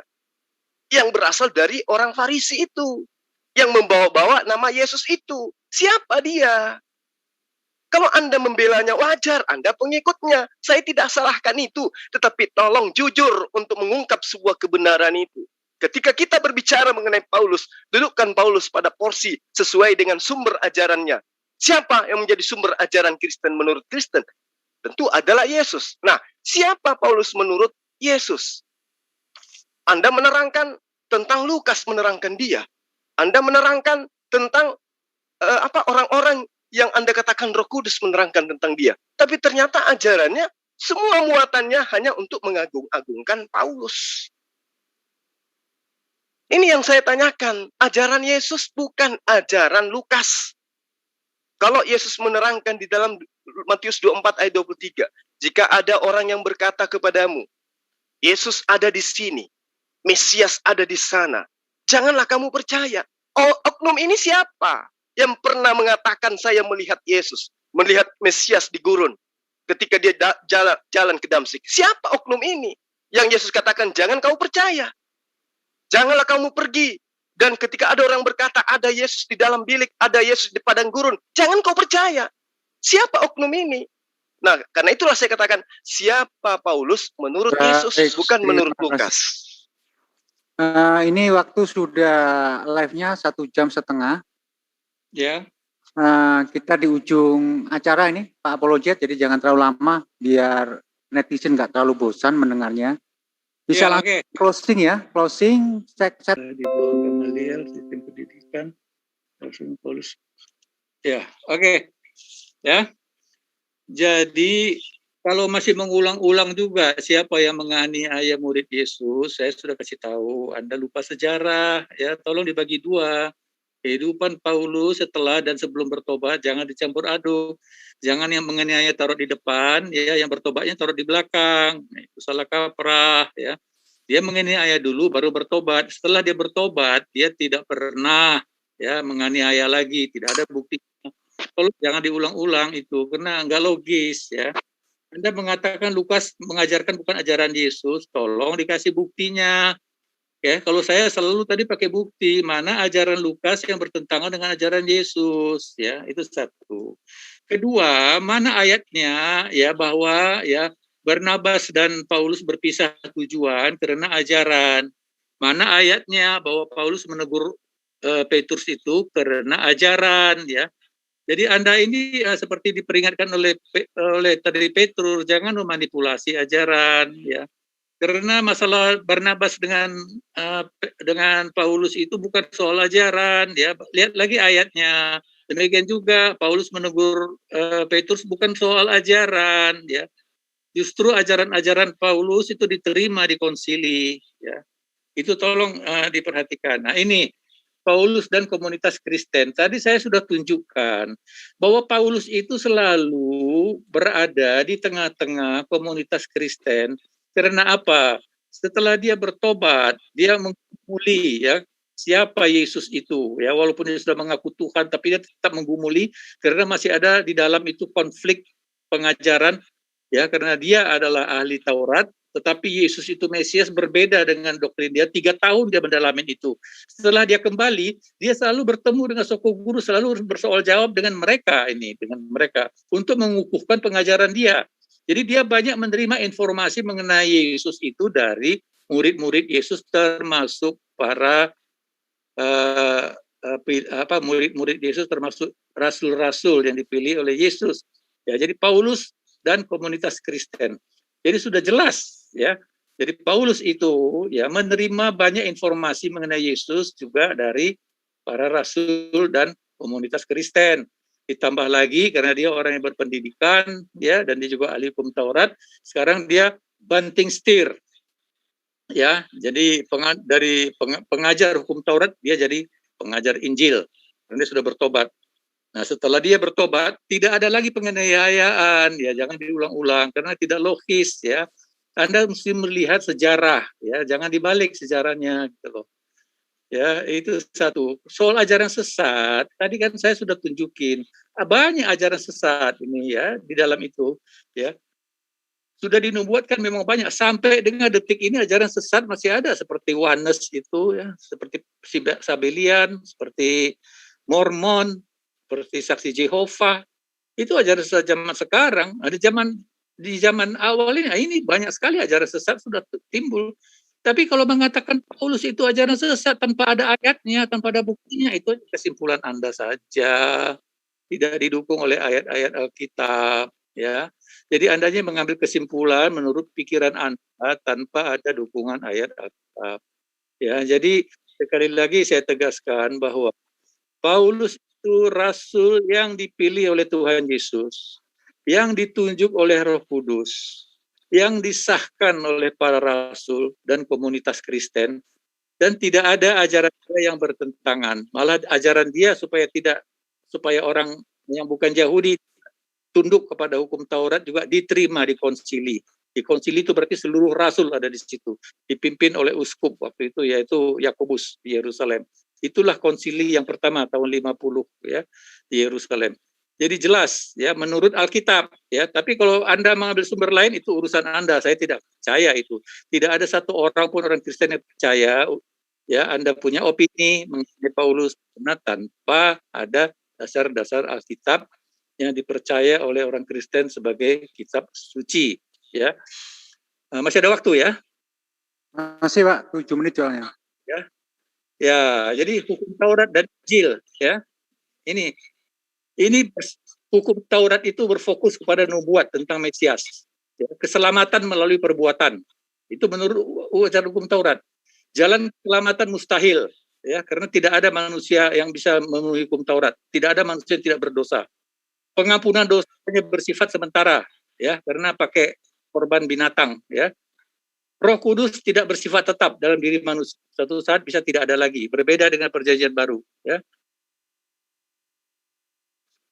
Hukum Taurat itu cerminkan dosa manusia, ya. Jadi oleh karena di dalam hukum Taurat lah semua manusia itu kelihatan dosanya. Karena hukum Taurat itu adalah standar kebenaran Allah yang sempurna, sehingga semua manusia sudah pasti berdosa.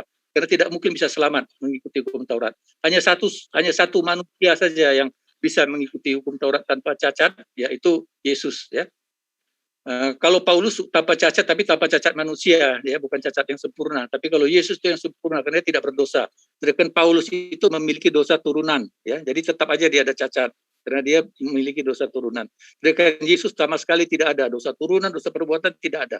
Jadi dia satu-satunya yang sempurna mengikuti hukum Taurat. 7, membawa manusia kepada Mesias. Ya, ini karena manusia sudah putus asa, tidak bisa mengikuti hukum Taurat, tidak bisa. 1 menit. Ya, tidak sempurna tanpa mengenai Injil, mempersiapkan kedatangan Injil dan Allah. Dipersiapkan untuk datang Injil. Nah, dan perjanjian Injil adalah penggenapan kedatangan Mesias, keselamatan anugerah, jalan keselamatan satunya, pengampunan dosa bersifat kekal, Roh Kudus tinggal selamanya pada diri manusia, pengudusan oleh Roh Kudus, iman yang benar kepada Mesias, Injil. Ini yang sekarang berlaku bagi gereja. Ya, bukan berarti ini semua tidak ditiadakan, tapi diteguhkan seperti kata Paulus tadi, ya, diteguhkan oleh Paulus, ya. Ini dia, ini, ya. Apakah kami membatalkan hukum Taurat karena iman? Sama sekali tidak. Sebaiknya kami meneguhkannya, ya.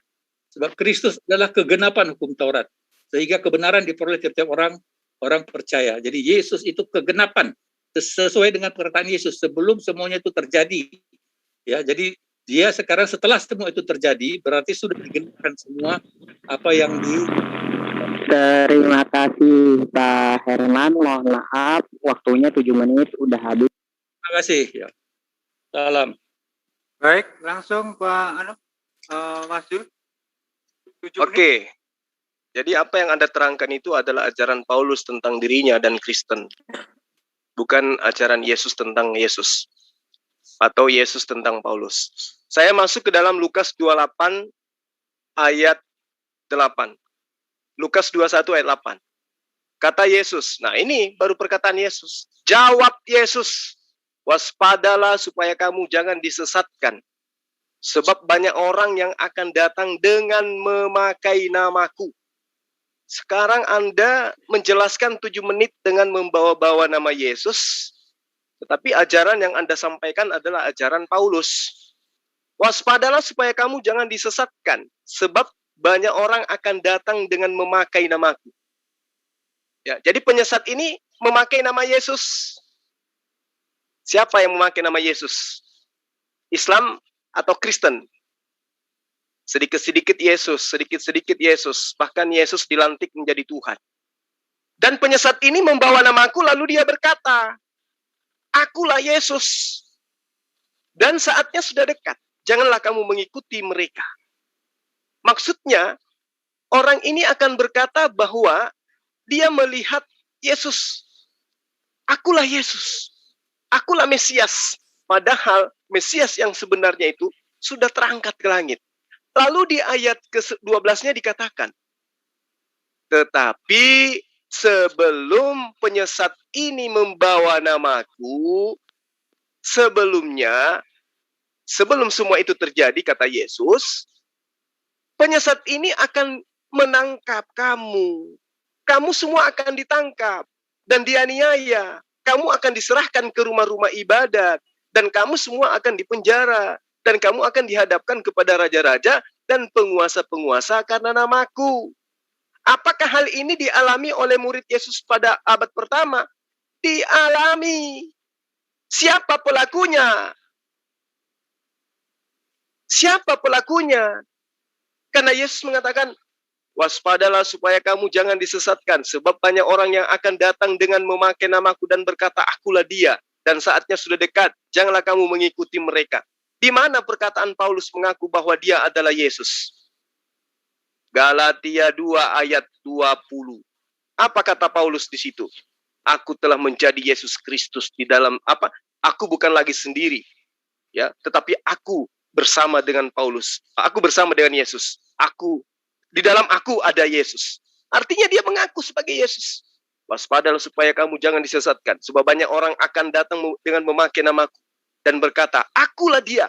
Dan saatnya sudah dekat. Jangan kamu mengikuti mereka. Namun sebelum itu semua terjadi, terlebih dahulu kalian akan ditangkap dulu. Dianiaya dulu. Diserahkan dulu ke rumah-rumah ibadat. Dipenjara dulu. Dihadapkan dulu kepada raja-raja dan penguasa dan imam-imam. Baru kemudian penyesat itu datang membawa namaku. Itu ajaran Yesus. Kalau yang Anda katakan tadi itu ajaran Lukas, ajaran Paulus beda. Ya. Jadi saya katakan bahwa doktrin gereja dan ajaran tentang Yesus, kaitannya dengan salib dan seterusnya, itu adalah karangan Paulus. Sehingga Anda 1 jam lebih menerangkan ajaran Paulus saja, bukan ajaran Yesus yang Anda terangkan. Lalu pergilah Barnabas ke Tarsus untuk mencari Paulus. Dan setelah bertemu dengan dia Paulus membawa ke Antioquia.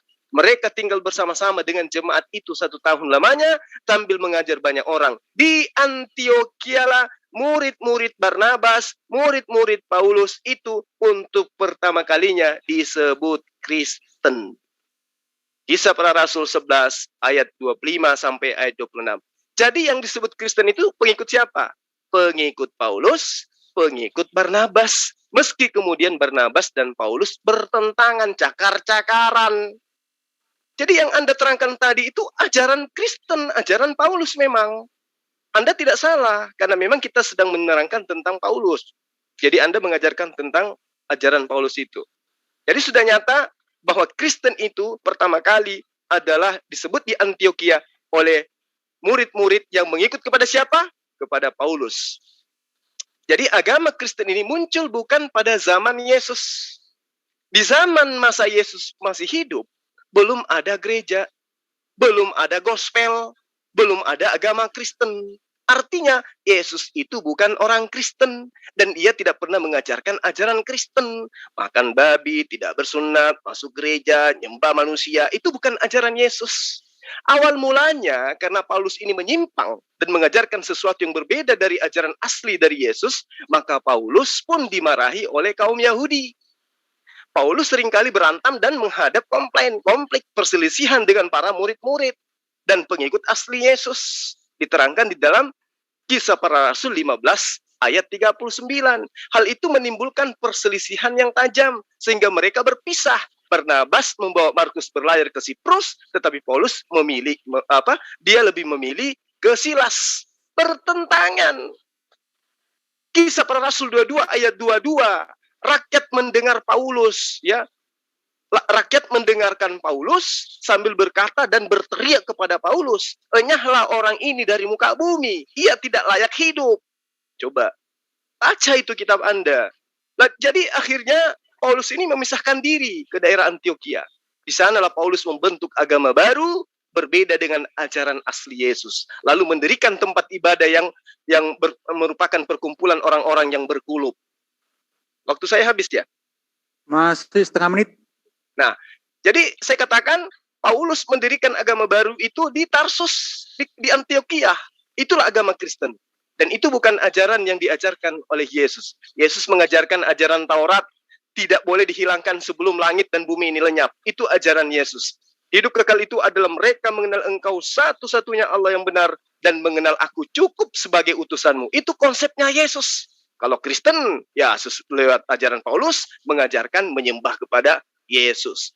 Yesus tidak pernah mengajarkan Kristen, tetapi yang mengajarkan Kristen itu adalah Paulus. Jadi Anda boleh bangga sebagai pengikut Paulus, tetapi jangan bermimpi Anda adalah pengikut Yesus. Anda adalah pentuhan Yesus. Itu yang benar. Baik, terima kasih. Demikian tema hari ini tentang siapakah Paulus yang telah dengan baik diterangkan oleh Pak Apologet dan juga diterangkan oleh Mas Zulkifli M. Abbas. Ambil yang baik, buang saja yang buruk ini ke sungai. Demikian Pak Apologet, kita akhiri acara hari ini. Kalau Pak Apologet masih berkeinginan untuk berdiskusi lagi, silakan kontak dengan kami. Nanti kita akan skedulkan ulang. Topiknya berseri ya. Bisa nanti berseri juga boleh. Jadi apapun yang disanggah atau disanggah oleh lawan diskusi, kita nggak usah protes karena memang diskusi begitu. Kalau diskusi kita berdiskusi, kita berbicara terus diiyakan sama pihak lawan diskusi, namanya bukan diskusi, itu namanya akur-akuran namanya ini. Baik, terima kasih Pak Apologet ya untuk waktu dan keilmuannya yang telah disampaikan di sini. Semoga apa yang disampaikan Pak Apologet ini didengarkan oleh orang Kristen, sehingga orang Kristen juga mendengarkan keterangannya Pak Apologet ini bisa menjadi Kristen yang baik.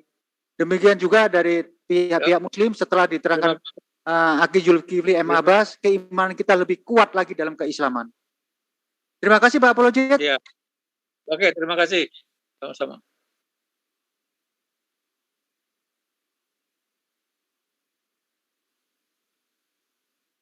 Ditutup dulu Bang. Apologet yang satunya masih belum live. Ditutup Bang Jos. Bentar. Belum saya tutup ini.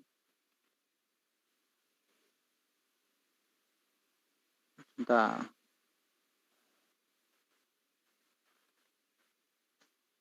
Nah, sekarang kita bisa mereview, Mas Yuma. Bisa kita review video tentang diskusi tadi yang saya lihat itu seolah-olah kalau ini ya, Apologet menerangkan sesuatu, tetapi keterangannya itu minta kita yakini, minta kita benarkan, nggak boleh disanggah begitu. Bagi saya ini aneh kalau saya dengarkan tadi.